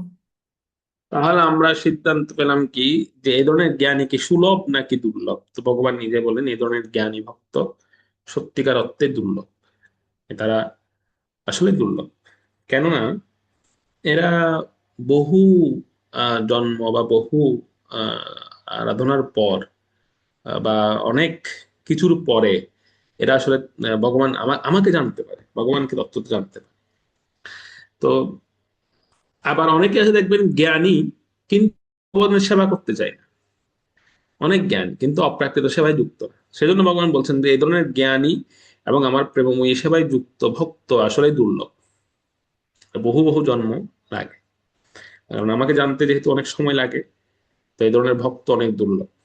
ওকে, এরপর 20 নাম্বার শ্লোক থেকে আমরা কিন্তু ভগবান নিজেই তিনি ওনার মুড পরিবর্তন, কিরকম আপনারা বলতে পারেন, কিরকম মুড পরিবর্তন করলেন। এতক্ষণ ধরে ভগবান 4 প্রকার সুকৃতি, 4 প্রকার দুষ্কৃতকারী এবং তার মধ্যে শ্রেষ্ঠকে, সমস্ত বিষয় নিয়ে তিনি আলোচনা করেছেন। এখন ভগবান অন্য একটা বিষয়ে আলোচনা করবেন, যে অর্জুনকে বলবেন যে দেখো এই 4 শ্রেণী বাইরেও আরো এক শ্রেণীর লোক আছে, বা আরো কিছু লোক আছে যারা আমার উপাসনা না করে দেবদেবীদের আরাধনা করে, অর্থাৎ আমাকে ভজনা না করে তারা দেবদেবীদের ভজনা করে। তাদের প্রসঙ্গে তারা কারা, সে প্রসঙ্গে 20 নাম্বার শ্লোক থেকে ভগবান 20 নাম্বার শ্লোকটা পড়ুন। প্রভু হরে কৃষ্ণ। কামস্ততই ঋত জ্ঞানা প্রপদন্তে হন্য দেবতা তং তং নিয়মস্থায় প্রকৃতায় নিয়ত সহা। অনুবাদ: জড় কামনা বাসনার দ্বারা যাদের জ্ঞান অপহৃত হয়েছে তারা অন্য দেবদেবীর শরণাগত হয় এবং তাদের স্বীয় স্বভাব অনুসারে বিশেষ নিয়ম পালন পূর্বক সেই সেই দেবতার উপাসনা করে। প্রভু হরে কৃষ্ণ। এই শ্লোকে বলা হচ্ছে কারা এবং কেন মানুষ দেব উপাসনা করে। দেখি এই প্রসঙ্গে প্রভুপাদ কি বলেছে, একজন পড়ুন এটি।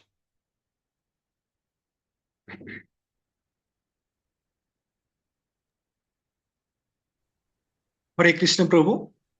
কারা এবং কেন দেব উপাসনা করে? যেসব স্বল্প বুদ্ধি মানুষের পারমাত্মিক জ্ঞান অপহৃত হয়েছে তারাই বিষয় বাসনার তাৎক্ষণিক পূর্তির জন্য দেবতাদের শরণাপন্ন হয়। সাধারণত এই স্তরের মানুষেরা ভগবানের শরণাগত হয় না, কারণ রজ ও তম গুণের দ্বারা কলুষিত থাকার ফলে তারা বিভিন্ন দেবদেবীর উপাসনার প্রতি আকৃষ্ট থাকে। দেব উপাসনার বিধিবিধান পালন করেই তারা সন্তুষ্ট থাকে। বিভিন্ন দেবদেবীর উপাসকেরা তাদের তুচ্ছ অভিলাষের দ্বারা এতই মহাচ্ছন্ন থাকে যে তারা পরম লক্ষ্য সম্পর্কে সম্পূর্ণ অনভিজ্ঞ থাকে। ভগবদ গীতা 7ম অধ্যায়ের 20 নম্বর শ্লোক। হরে কৃষ্ণ প্রভু। এখানে এখানে একটা শব্দ দেখুন, অপহৃত, প্রথম লাইনে আছে অপহৃত হয়েছে। অপহৃত মানে হচ্ছে চুরি হওয়া, অর্থাৎ তাদের বুদ্ধিটাই চুরি হয়ে গেছে। এদের বুদ্ধি চুরি হয়েছে কিভাবে বুঝবেন? প্রথম লক্ষণ সেটা হচ্ছে কি, যে তারা নিজেদের স্বীয় মত অনুসারে পূজা পদ্ধতি চালু করে। এটা দেখে আমরা বুঝতে পারি যে তাদের বুদ্ধি অপহৃত হয়েছে, চুরি হয়েছে। এরা নিজেদের মতো করে পূজা করতে চালু করে। যেমন কলকাতায় গিয়ে আমি দেখছিলাম যে একটা জায়গায় বোতল দিয়ে স্টেজ করা হয়েছে, মানে এই যে কোকের বোতল আছে না, কোকের বোতল দিয়ে স্টেজ করা হয়েছে, বোতল দিয়ে প্যান্ডেল সাজানো হয়েছে, বোতল দিয়ে প্রতিমাও বানানো হয়েছে, সব উচ্ছিষ্ট খাওয়া হতো। তো ওটার নাম দিয়েছে বোতল দেবী। ঠিক আছে, বোতল দেবী নাম দিয়ে। আবার ওখানে দেখি যারা পূজা করছেন বা আরতি করছেন, এরাও বোতলকেই এই আরতি দিচ্ছেন। বোতলকেই, মানে বুঝতে পারছেন? মানে সবকিছুই বোতলের কাজ সেখানে মোটামুটি। তো সেজন্য এখানে বলা হচ্ছে যে যারা কাদের বুদ্ধি চুরি হয়েছে এটা বোঝা যাবে কিভাবে, যারা এই ধরনের মানে নিজের মত, স্বীয় মত অনুসারে তারা নতুন নতুন পূজা পদ্ধতি চালু করে বা তারা এই ধরনের আরাধনা পদ্ধতি চালু করে, তাদেরকে, তাদের বুদ্ধি যে চুরি হয়েছে তারাই এই সমস্ত কিছু করে। আরেকটা জায়গায় প্রভুপাদ বলছেন, এটা একজন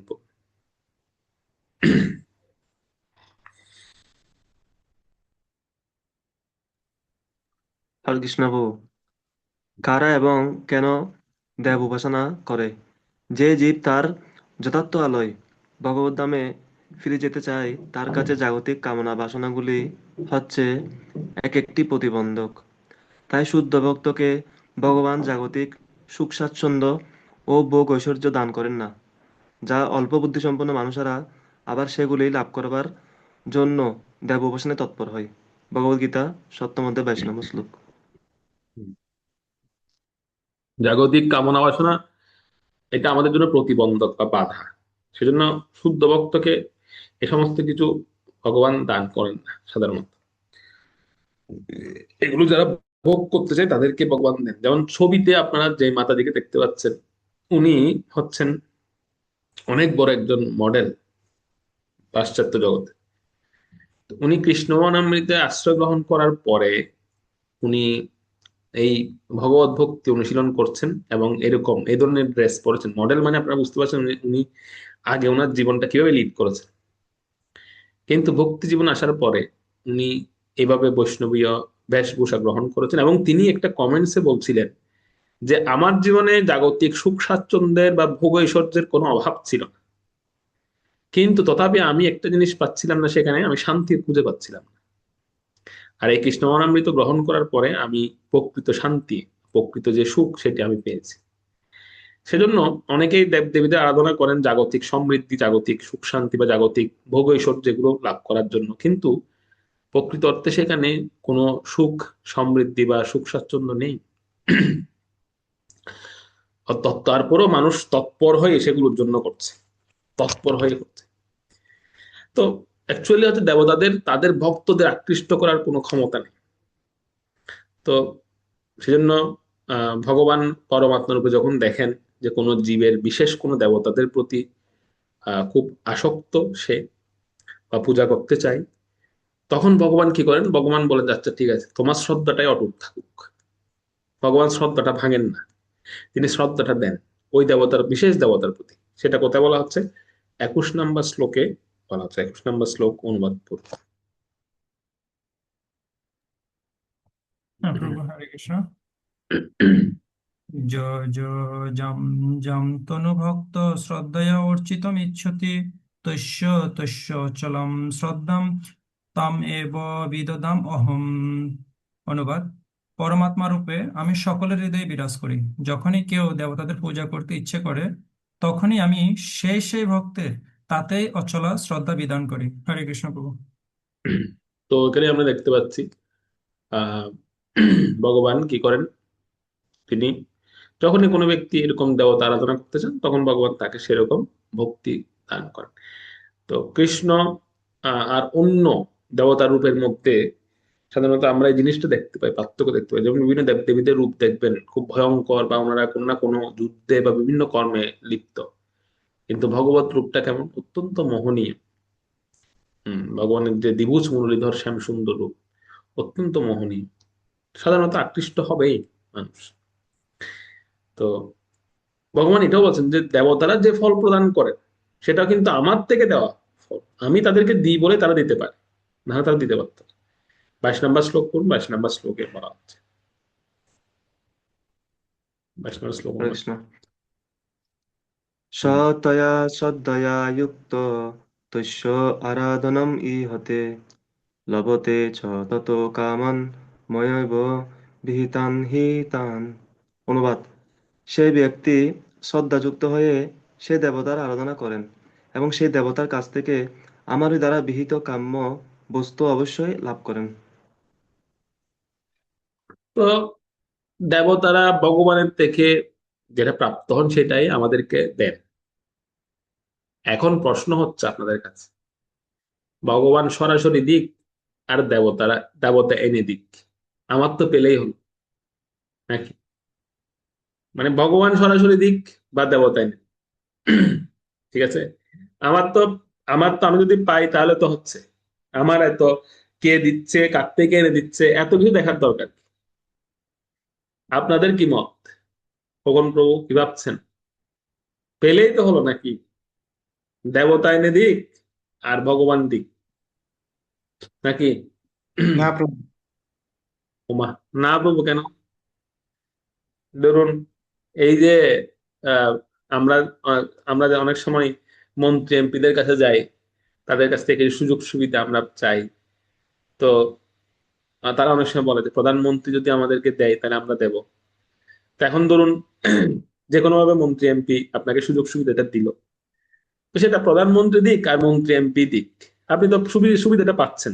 তাহলে তো হয়ে গেল দেবতা দিক আর ভগবান দিক, আমরা সুবিধাটা পেলেই তো হলো নাকি?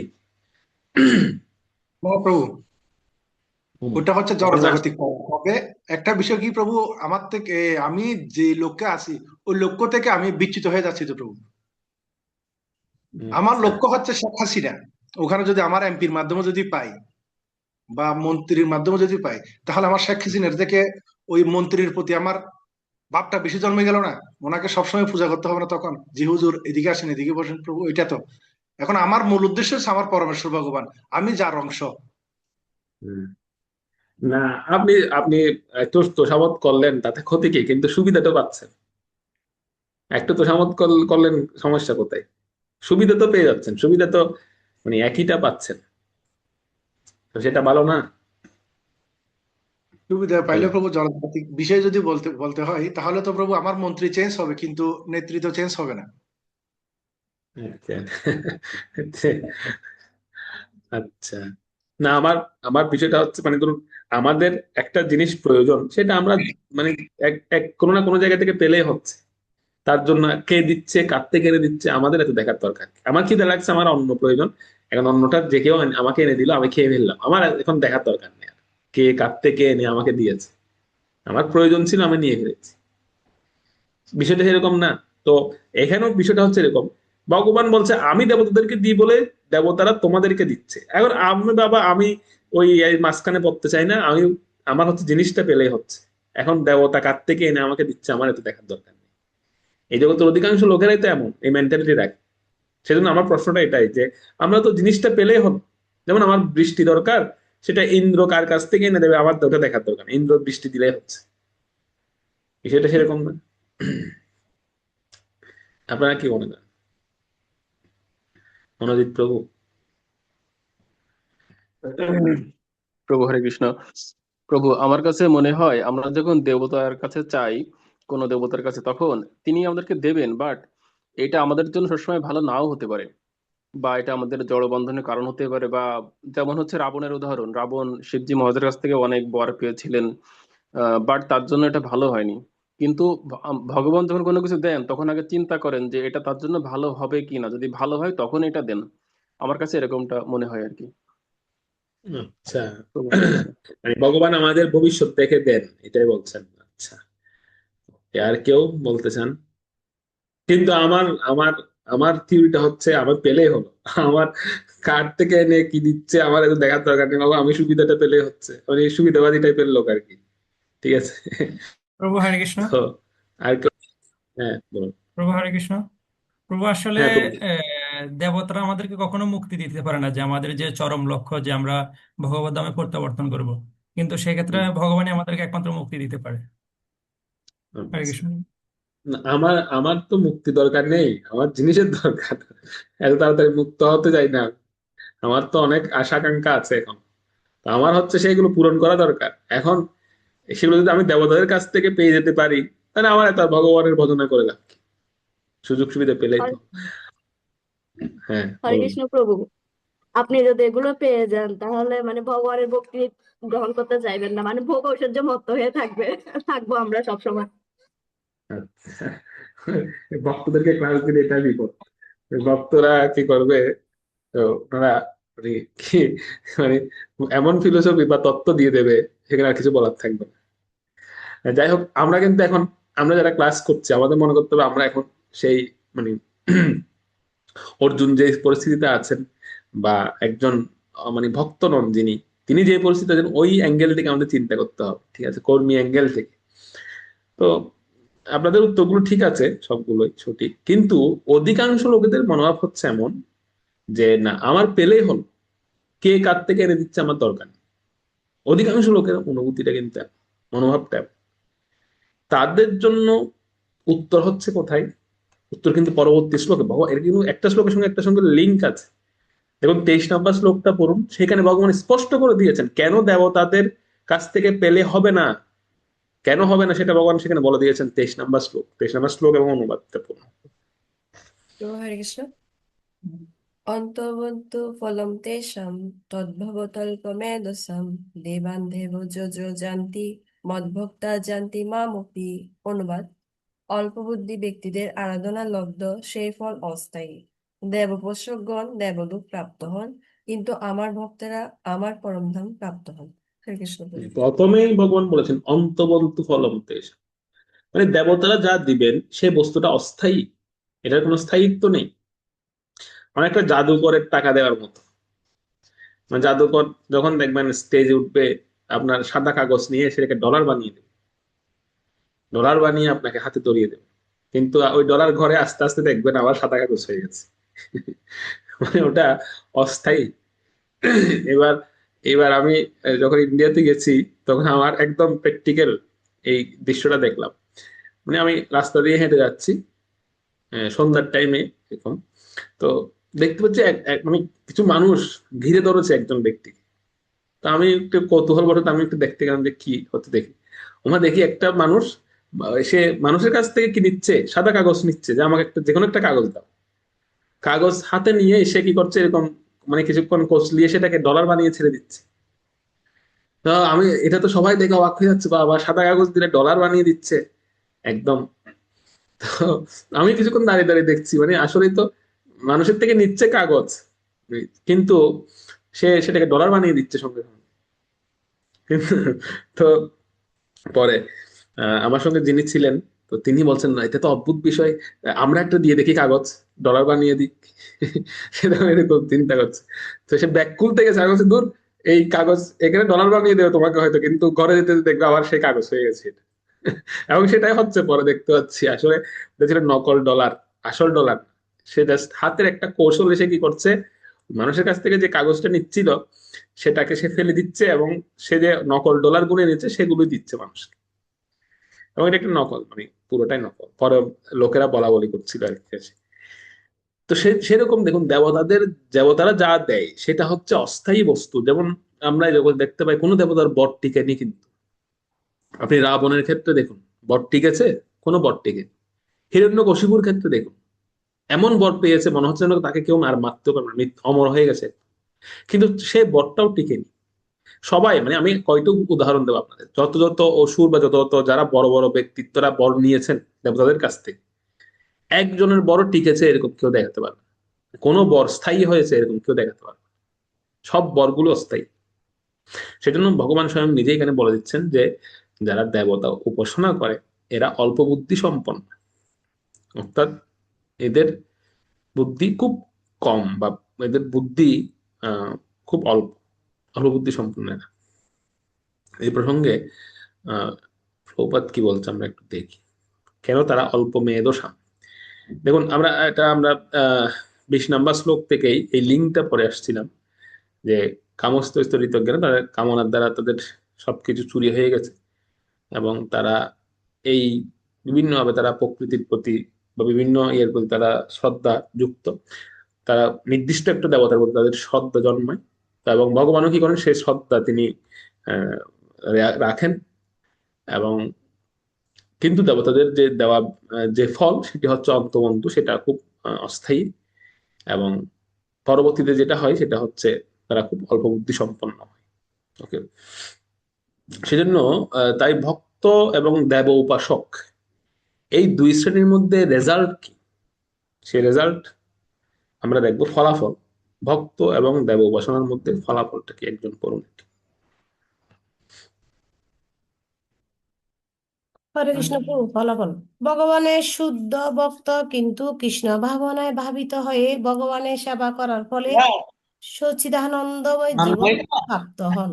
তিনি যা প্রাপ্ত হন তা দেবোপাসকদের প্রাপ্তি থেকে সম্পূর্ণ ভিন্ন। পরমেশ্বর ভগবান অসীম, তার অনুগ্রহ অসীম, তার করুণাও অসীম। তাই তার শুদ্ধ ভক্তের উপর তার যে করুণা বর্ষিত হয় তা অসীম। ভগবদ্গীতা সপ্তম অধ্যায় 23 নম্বর শ্লোক। হরে কৃষ্ণ প্রভু। তাহলে আমরা এখানে একটা সিদ্ধান্ত পেয়ে গেলাম যে ভগবানের যারা ভক্ত আর যারা দেবতা উপাসনা করেন তাদের এই দুই শ্রেণীর প্রাপ্তি ভিন্ন, সম্পূর্ণ ভিন্ন। পরমেশ্বর ভগবান যেহেতু অসীম, ওনার অনুগ্রহটাও অসীম এবং ওনার করুণাটাও অনেক অসীম। তাই শুদ্ধ ভক্তের উপর তিনি যেহেতু করুণা বর্ষিত করেন, সে করুণাটাও হচ্ছে অসীম, এটা অস্থায়ী নয়। দেবতারা যেটা দেয় সেটা হচ্ছে অস্থায়ী, কিন্তু ভগবান যেটা দেন সেটা হচ্ছে স্থায়ী, চিরস্থায়ী সেটা। সেজন্য এটা হচ্ছে ফলাফল আমরা দেখতে পাই। সেজন্য ভগবত ভক্তরা সম্পূর্ণরূপে ভগবানের আরাধনা করেন। আচ্ছা, এইবার ভগবান বলবেন আরো একটা শ্রেণী আছে।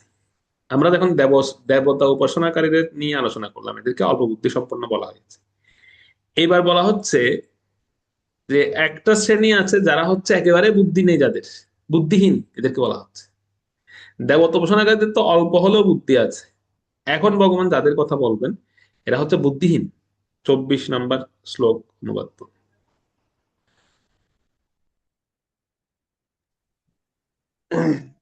প্রভু হরে কৃষ্ণ প্রভু, এটা হচ্ছে যুথেশ্বরী মাতাজির মনে হয় ক্লাসে নেই। বলুন। ওকে, প্রভু হরে কৃষ্ণ। অব্যক্তং ব্যক্তি মাপন্নং মনন্তে মাম বুদ্ধয়া পরং ভাবো মজানন্ত মাম বায় মনুতত্তম। অনুবাদ: আমার সম্বন্ধে অজ্ঞ বুদ্ধিহীন মানুষেরা মনে করে যে আমি পূর্বে অব্যক্ত নির্বিশেষ ছিলাম এবং এখন ব্যক্তিসত্তা পরিগ্রহ করেছি। তাদের অজ্ঞতার ফলে তারা আমার অব্যয় ও সর্বোত্তম পরম ভাব সম্বন্ধে অবগত নয়। প্রভু হরে কৃষ্ণ। এদেরকে বলা হচ্ছে একদম বুদ্ধিহীন শ্রেণী। কেন এরা বুদ্ধিহীন এ প্রসঙ্গে প্রভুপাদ বলছেন, এটা পড়বেন। কি বলছে? প্রভু হরে কৃষ্ণ। দেবোপাসকদের অল্প বুদ্ধিসম্পন্ন বলে বর্ণনা করা হয়েছে এবং এখানে নির্বিশেষবাদীদেরও সেই রকম বুদ্ধিহীন বলে বর্ণনা করা হচ্ছে। ভগবান শ্রীকৃষ্ণ তার স্বরূপে অর্জুনের সঙ্গে এখানে কথা বলছেন, অথচ নির্বিশেষবাদীরা এতই মূর্খ যে অন্তিমে ভগবানের কোনো রূপ নেই বলে তারা তর্ক করে। ভগবদ্গীতা সপ্তম অধ্যায় 24 নং শ্লোক। প্রভু হরে কৃষ্ণ। যেমন ধরুন, আপনাদের কেউ প্রশ্ন করছে যে আপনাদের ভক্তিশাস্ত্রী কোর্সে গীতা কে পড়িয়েছে, আপনারা কি বলবেন? উত্তর কি দেবেন? বলুন, কি উত্তর দেবেন? ভক্তিশাস্ত্রী কোর্সে গীতা কে পড়িয়েছে আপনাদের? বলুন না আমা। প্রভু, আমরা তো গতানুগতিক ভাবে বলবো আমাদের শ্রীদামের অধ্যক্ষ প্রভু আমাদেরকে গীতাটা পড়িয়েছেন। আচ্ছা, মানে আমার নাম বলবেন, এক কথা হচ্ছে সেটা। হ্যাঁ প্রভু। এখন যদি আহ যে ব্যক্তিটা আপনাদের প্রশ্ন করেছেন যে আপনাদের গীতাকে পড়িয়েছে, আপনার তখন তার সামনে আমার নামটা বললেন, তখন উনি বলল যে শ্রীধর প্রভু বলে তো কেউ নেই। যদি এই কথা বলে আপনাদেরকে, শ্রীধর প্রভু বলে কেউ নেই, তখন আপনাদের কেমন লাগবে? কেমন লাগবে? ও পাগল মূর্খ মনে করবো আর কি। আচ্ছা, এটা প্রভু যদি আমাদের কোনো বক্ত বা বা আমাদের যদি উচ্চ স্তরের কেউ যদি জিজ্ঞাসা করে, তাহলে আমাদের জন্য এটা একটা অন্য অন্য অর্থ বুঝাবে প্রভু। কিন্তু যদি না সাধারণ করে তাহলে ওটাকে আমরা মানে মূর্খ মনে হ্যাঁ, না সাধারণ ভক্তই বলছে, মনে করুন আপনাকে, যে আপনি যখন বললেন যে আমাদের গীতা পড়িয়েছেন শ্রীধর প্রভু, আচ্ছা ও তখন বলে যে শ্রীধর প্রভু বলে তো এই জগতে কেউ নেই, এই পৃথিবীতে কেউ নেই, তখন আপনারা কি বলবেন? তখন আপনারা বলবেন না, আরে এটা কি বলে, আমরা গীতা পড়লাম ওনার কাছ থেকে, ওনার কাছে ভক্তিশাস্ত্রীতে, কিন্তু এখন বলছে শ্রীধর প্রভু বলে কেউ নেই। স্বাভাবিকভাবে আমাদের মাথায় আসবে না, বা আমাদের একটু রাগ হবে তার উপর। হয়। তো এই জিনিসটা ভগবানেরও রাগ হচ্ছে এখানে। ভগবান বলছেন আমি স্বয়ং জ্ঞান দিচ্ছি, আমি স্বয়ং কথা বলছি, অথচ এই বুদ্ধিহীন নাস্তিকেরা বা বুদ্ধিহীন এই সমস্ত মায়াবাদীরা, নিরীশ্বরবাদীরা, এরা বলছে আমার কোনো ব্যক্তিসত্তাই নেই। তাহলে ভগবানের রাগ হওয়ার কথা না? ভগবান রাগ হচ্ছে, কারণ ভগবান নিজেই স্বয়ং বক্তা, তিনি স্বয়ং নিজেই গীতার উপদেশ দান করছেন। আর মায়াবাদীরা কি বলেন? ভগবানের কোনো ব্যক্তিসত্তা নাই, ভগবানের কোনো স্বরূপ নাই। বিষয়টা এরকম হয়ে গেল না? মানে আমি আপনাদের ভক্তিশাস্ত্রী গীতা পড়াচ্ছি, কিন্তু কেউ যদি বলে যে আমার কোনো ব্যক্তিসত্তা নাই, আমি এই জগতে আমি বিলং করি না, তাহলে কেমন লাগবে সেটা? সেরকম, এজন্য তাদেরকে বুদ্ধিহীন বলা হচ্ছে, বুদ্ধিহীন, যে এদের টোটালি কোনো বুদ্ধি নেই। বুদ্ধি থাকলে তো এই কথা বলতো। আরো কি বলছে প্রভুপাদ, একটু পড়ুন তা। প্রভু হরে কৃষ্ণ। তাকে জানতে হলে অবশ্যই ভক্তি যুগের পন্থা অবলম্বন করতে হয়। কেউ যখন হরে কৃষ্ণ কৃষ্ণ কৃষ্ণ হরে হরে, হরে রাম রাম রাম হরে হরে এই মহামন্ত্র কীর্তন করার মাধ্যমে ভক্তি যুগ অনুশীলন শুরু করে সম্পূর্ণভাবে কৃষ্ণ ভাবনামৃতে মগ্ন হয়, তখনই কেবল পরম পুরুষোত্তম ভগবানকে জানা যায়। ভগবদ গীতা 7ম অধ্যায় 24 নম্বর শ্লোক। প্রভু হরে কৃষ্ণ। তো এই ভগবানকে জানতে হলে পন্থাটা হচ্ছে মহামন্ত্র কীর্তন করা, ভক্তি যোগের অনুশীলন করা, তখনই ভগবানকে জানতে পারে। এছাড়া ভগবানকে জানার কোনো প্রসেস নাই। এদের এদের উদ্দেশ্যে প্রভুপাদ এই কথাটা লিখেছে, যে তোমরা আগে বসে জপ করো, আগে হরিনাম করো, তারপর বুঝতে পারবে ভগবান আছে কি নেই, না হলে বোঝা যাবে না। যেমন আহ, একটা লীলার কথা আমার মনে পড়ে যাচ্ছে এখন, যে আমাদের কেন আমরা দেবী গোস্বামীরা দেখুন, আমাদের গোস্বামীগণ ওনারা ভগবানের সঙ্গে কথা বলতেন, ভগবান ওনাদের সঙ্গে কথা বলতেন। যেমন বৃন্দাবনে শ্রীনাথ বিগ্রহ তখন বৃন্দাবনে থাকতেন, এখন তো বিগ্রহটা ইয়েতে চলে আসছে, রাজস্থান নাথদ্বারে। আগে গোবর্ধন পর্বতে অবস্থান করত শ্রীনাথ বিগ্রহ। তো এই বিগ্রহের পূজা করতেন, আহ ওনার নাম হচ্ছেন বিট্টল দেব, তিনি আরাধনা করতেন বল্লভ সম্প্রদায়। তো উনি একদিন ভগবানের শয়নের সময় ভগবানকে দুধ দেওয়া হয়, আমাদের এখানেও দেওয়া হয় ভগবানকে শয়নের সময়, অর্থাৎ শয়ন আরতির সময় ভগবানকে দুধ, তারপরে কলা, এরপর বিভিন্ন ক্ষীর, এগুলো দেওয়া হয়। তো উনি ভগবানকে শয়নের সময় দুধ অর্পণ করে তিনি ভগবানকে ভোগ গ্রহণ করতে বলে তিনি বের হয়ে যাচ্ছেন মন্দির থেকে। তো ভগবান উনাকে ডাক দিয়েছেন পেছন থেকে। উনি ভগবানকে এত আদর করতেন, মানে উনি ভগবানকে বাৎসল্য রসে, অর্থাৎ তিনি নন্দ মহারাজ আর ভগবান হচ্ছে ওনার সন্তান, এই রসে উনি ভগবানকে বর্ণনা করতেন। ভগবান কখনো ওনার হাত ছাড়া অন্য কারো হাতে খেতেন না। উনি মন্দিরে ভোগ নিয়ে আমরা তো ভোগ নিয়ে মন্দিরে প্রবেশ করে আমরা কি করি, ভোগটাকে ভগবানের সামনে দিয়ে অর্পণ করে আমরা বের হয়ে যাই মন্ত্রতন্ত্র বলে। কিন্তু উনি ওনার কি করতে হতো জানেন? উনি মন্দিরে ঢুকতেন ভোগের থালা নিয়ে, সেখানে সবকিছু দিয়ে মন্ত্র বলার সঙ্গে সঙ্গে ভগবান ছোট্ট শিশু রূপ ধারণ করে দৌড়ে এসে ওনার কোলে বসতেন, আর উনি নিজের হাতে ভগবানকে খাইয়ে দিতে হতো, না হলে ভগবান ভোগ খেত না। তো উনি কি করতেন, ভোগ দিয়ে ভগবান ওনার কোলে এসে বসতেন আর উনি নিজের হাতে খাওয়াতেন, এরকম ভগবানের সঙ্গে সম্পর্ক। তো তিনি রাতের বেলা ভগবানকে দুধ দিয়ে উনি বের হয়ে যাচ্ছেন মন্দির থেকে, তখন পেছন থেকে ভগবান ওনাকে ডাক দিলেন। ওনাকে ভগবান বাবা বলে ডাকতেন, বাবা, ও বাবা, এরকম করে ডাক দিচ্ছেন। তো পেছন ফিরে দেখছেন ভগবান ডাকছেন। তো উনি জিজ্ঞেস করছেন কি? তো বলছে এই যে দুধটা দিয়েছো, এই দুধটা আমি খেতে পাচ্ছি না। কেন? এই দুধের মধ্যে আজকে মিষ্টি কম হয়েছে, দুধের মধ্যে মিষ্টি কম পড়েছে, সেজন্য দুধটা আমার ভালো লাগছে না। তো তখন আহ উনি বলছেন যে ঠিক আছে, আজকে কোনো রকমে খেয়ে নাও, আজকে একটু ঘরে চিনি শর্ট, সেজন্য আজকে চিনির পরিমাণ একটু কম দিয়েছি, কালকে থেকে দিয়ে দেবো, কালকে থেকে ঠিক হয়ে যাবে। আজকে আর বাজারে যেতে পারেনি, সেজন্য চিনি আনতে পারেনি, চিনি সেজন্য একটু কম ছিল, সেজন্য যেটা ছিল সেটাই দিয়েছি, আজকে কোনো রকমে খেয়ে নাও। তো ভগবান বলছেন, ভগবান খেয়ে নিয়েছে।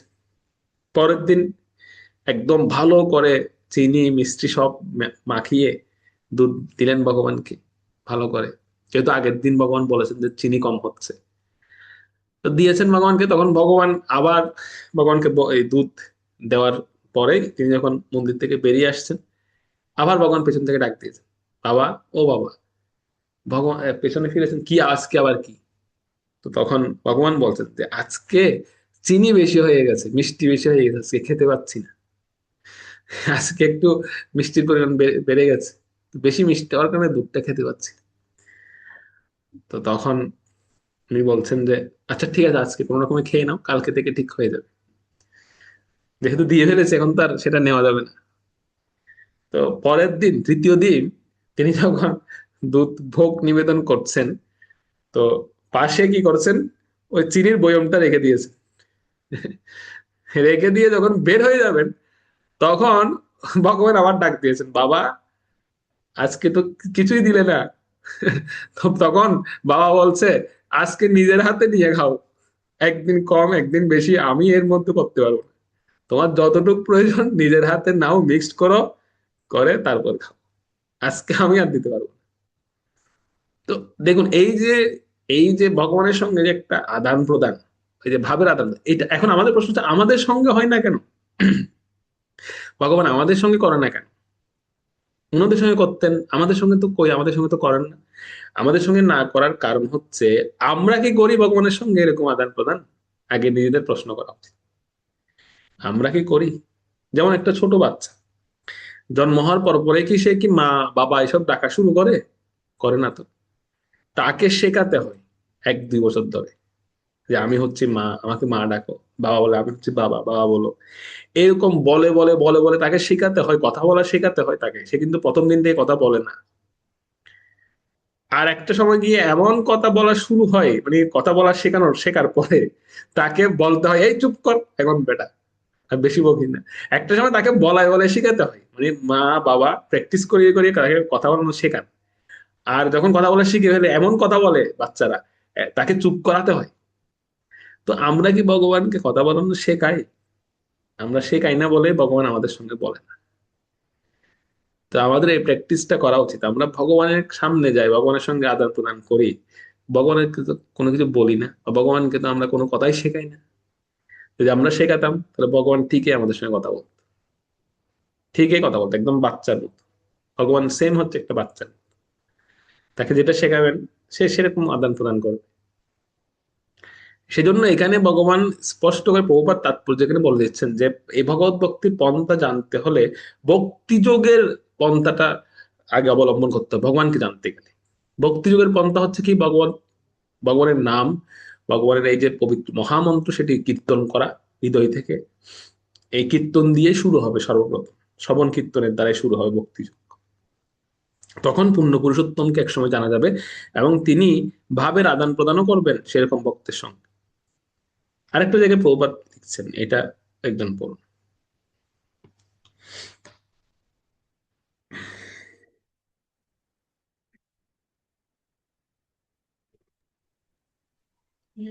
বুদ্ধিহীন বুদ্ধিহীন মানুষেরা, হরে কৃষ্ণ, বুদ্ধিহীন মানুষেরা ভগবানের সচ্চিদানন্দ বিগ্রহ, তার চিন্ময় শক্তি ব্রহ্মজ্যোতির দ্বারা আচ্ছাদিত, এবং এই কারণে অল্প বুদ্ধি সম্পন্ন নির্বিশেষবাদীরা ভগবানকে দেখতে পায় না। ভগবত গীতা 7ম অধ্যায় 25 নম্বর শ্লোক। ভগবান নিজেই তো তিনি এই যে ওনার চিন্ময় শক্তি বা সচ্চিদানন্দ বিগ্রহ আমরা কেন দেখতে পাই না, আমরা কেন ভাবের আদান প্রদান করতে পারি না? কারণ তিনি ব্রহ্মজ্যোতির দ্বারা আচ্ছাদিত থাকেন। যারা আমরা ভগবানকে একদম ভগবত্তা বা এই সমস্ত বিষয় নিয়ে ভাবি, আমরা ওই জ্যোতি দেখে শেষ, আমরা এর ভেতর আর যেতে পারি না। ভগবানের যে একটা সুন্দর রূপ আছে সেটা আমরা দেখতে পাই না। নির্বিশেষবাদীরাও সেম, ওনারাও দেখতে পান। ওকে, তো এই হচ্ছে বিষয়। এরপরে আহ আমরা কত নাম্বার শ্লোক পর্যন্ত গিয়েছি? সম্ভবত 24। 24 প্রভু পর্যন্ত। হ্যাঁ, 24 ওকে, পর্যন্ত প্রভু। ঠিক আছে। তো এই সমস্ত মানুষের কাছে ভগবান প্রকাশিত হয় না। তো আর এই কথাটা 25 নাম্বার শ্লোকে ভগবান বলে দিচ্ছেন। 25 নাম্বার শ্লোক অনুবাদটা বলুন যে ভগবান এই সমস্ত মানুষের কাছে প্রকাশিত হন। হরে কৃষ্ণ প্রভু। ন অহম প্রকাশম সর্বস্ব যোগ মায়া সমাবৃতম মূঢ়য়ম ন বিজানাতি লোক মাম অজম অব্যয়ম। অনুবাদ: আমি মূঢ় ও বুদ্ধিহীন ব্যক্তিদের কাছে কখনোই প্রকাশিত হই না। তাদের কাছে আমি আমার অন্তরাঙ্গা শক্তি যোগমায়ার দ্বারা আবৃত থাকি, তাই তারা আমার অজ ও অব্যয় স্বরূপ সম্পর্কে জানতে পারে না। হরে কৃষ্ণ প্রভু। ভগবান নিজেই বলে দিচ্ছেন যে ভগবান তাদের কাছে প্রকাশিত হন না। যেরকম দেখবেন কালো গ্লাস যুক্ত গাড়ি, বাইরে থেকে কিছুই দেখা যায় না, তো ভেতর থেকে সব সব দেখা যায়। তো সেরকম ভগবান কালো গ্লাসের দ্বারা আবৃত থাকে তাদের কাছে। ওকে, তাদেরকে তার ভগবানকে তারা দেখতে পান। তো ভগবান সবাইকে জানেন, কিন্তু ভগবানকে কেউ জানতে পারে না। 26 নম্বর শ্লোক অনুবাদটা পড়ুন।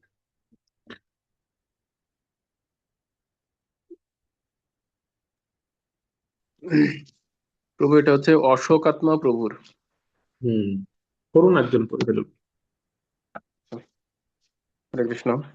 বেদা হং সমতীতানি বর্তমানানি চার্জুন ভবিষ্যানি চ ভূতানি মাং তু বেদ ন কশ্চন। অনুবাদ: হে অর্জুন, পরমেশ্বর ভগবান রূপে আমি অতীত, বর্তমান ও ভবিষ্যৎ সম্বন্ধে সম্পূর্ণরূপে অবগত। আমি সমস্ত জীবদের সম্বন্ধে জানি, কিন্তু আমাকে কেউ জানে না। প্রভু হরে কৃষ্ণ। ভগবান অতীত, বর্তমান, ভবিষ্যৎ সব বিষয়ে তিনি অবগত। আমরা ভগবানকে জানি না, কিন্তু ভগবান আমাদের সম্পর্কে সব জানেন। আচ্ছা, তো আমরা জানবো কিভাবে? জানার প্রক্রিয়াটা কি? অর্জুন প্রশ্ন করলেন যে তাহলে লোকেরা তোমাকে জানবে কিভাবে? তো জানবে কিভাবে উত্তর দিচ্ছেন 27 নম্বর শ্লোকে। 27 নম্বর শ্লোকটা পড়ুন। শ্লোক এমন অনুবাদ। প্রভু হরে কৃষ্ণ। ইচ্ছাদেশ সমুত্থেন দ্বন্দ্ব মোহেন ভারত সর্বভূতানি সম্মোহম স্বর্গে যান্তি পরন্তপ। অনুবাদ: হে ভারত, হে পরন্তপ, ইচ্ছা ও দেশ থেকে উদ্ভূত দ্বন্দ্বের দ্বারা বিভ্রান্ত হয়ে সমস্ত জীব মোহাচ্ছন্ন হয়ে জন্মগ্রহণ করে। হরে কৃষ্ণ বলে। তো এর থেকে বাঁচার একমাত্র উপায় হচ্ছে দ্বন্দ্ব এবং মোহ, ইচ্ছা এবং দেশ, এই দুটো জিনিস থেকে মুক্ত হওয়া। দ্বন্দ্ব এবং মোহ, এইটা খুব গুরুত্বপূর্ণ বিষয়। যেমন আমাদের, আমরা যদি বিচার করে দেখবেন আমাদের কোনো জিনিসের সঙ্গে দ্বন্দ্ব, আবার কোনো জিনিসের সঙ্গে মোহ, এই ভাব থেকে বেরিয়ে আসতে হবে, এই স্থিতি থেকে আমাদের বেরিয়ে আসতে হবে। যেমন ছানা এবং আলু সবজি রান্না করা হয়, এখানে দ্বন্দ্ব কার সঙ্গে আর মোহ কার সঙ্গে দেখি বলুন তো? ছানা আলুর সবজি পরিবেশন করা হচ্ছে, দ্বন্দ্ব কার সাথে আর মোহ কার সাথে দেখি বলুন, তাহলে আমি বুঝতে পারবো আপনারা দ্বন্দ্ব মোহ ধরতে পারছেন কিনা। দ্বন্দ্ব প্রভু আলুর সাথে, আর মোহটা হচ্ছে ছানার সাথে। আলুর সাথে দ্বন্দ্ব কেন?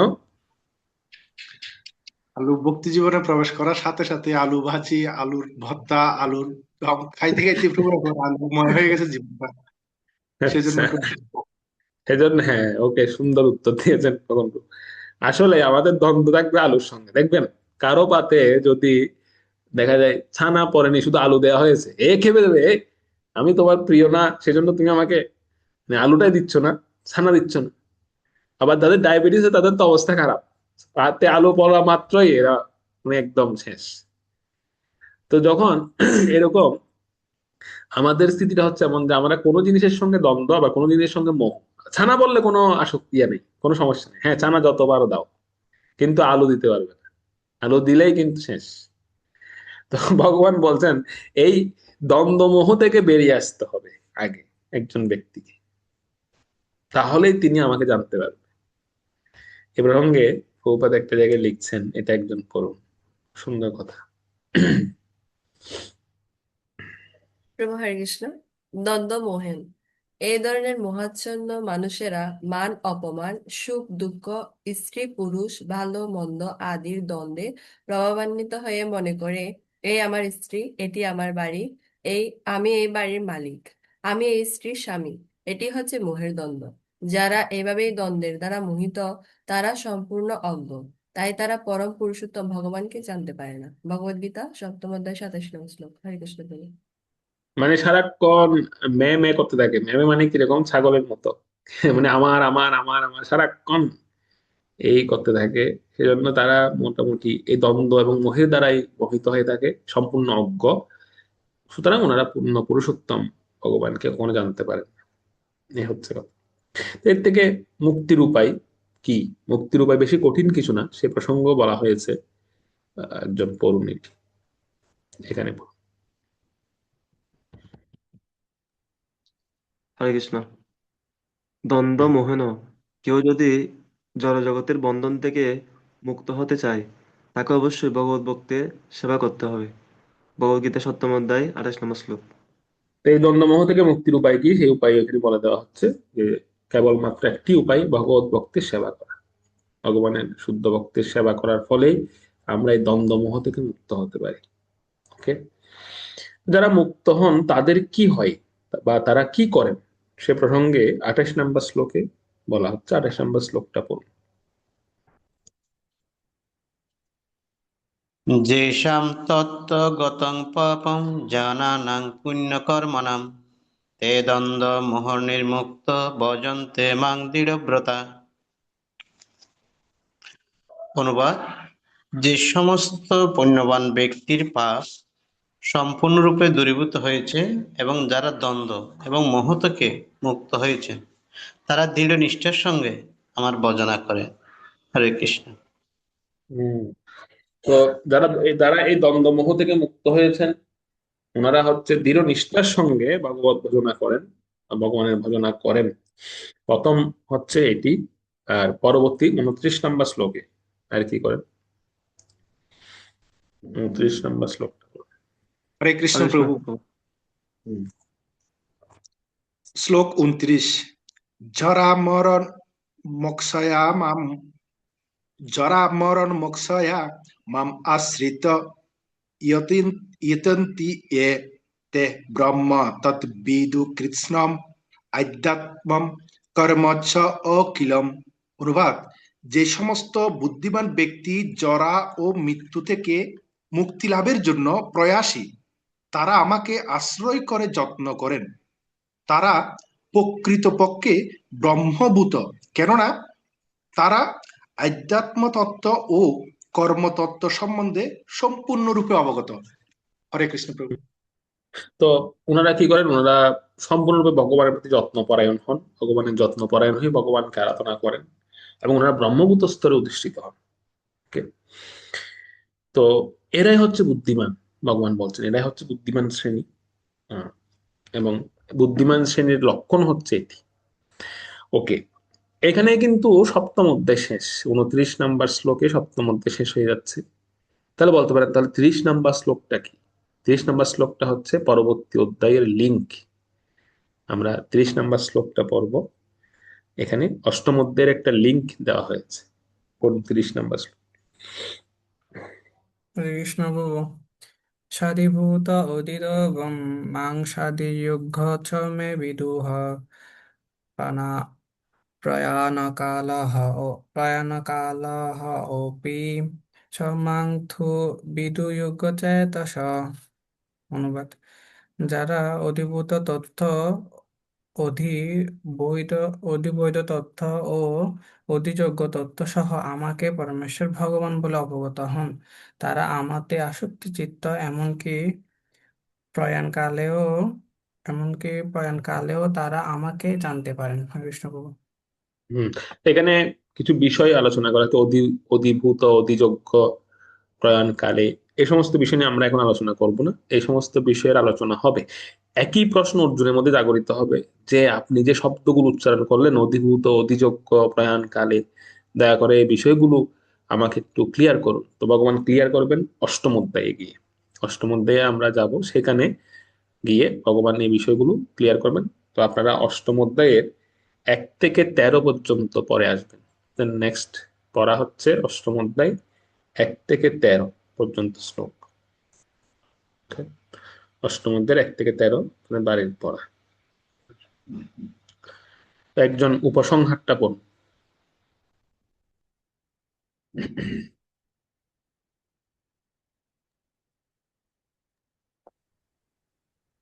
হরে কৃষ্ণ প্রভু, শ্রীকৃষ্ণের নির্দেশ পালন করো। তিনি সর্বদা আমাদের সাথেই রয়েছেন, তবে তাকে বোঝার জন্য আমাদের চোখ ও ইন্দ্রিয়গুলোকে পরিশুদ্ধ করে তুলতে হবে। প্রেমাঞ্জলিত ভক্তি বিলোচনা সন্ত সদৈব হৃদেষু।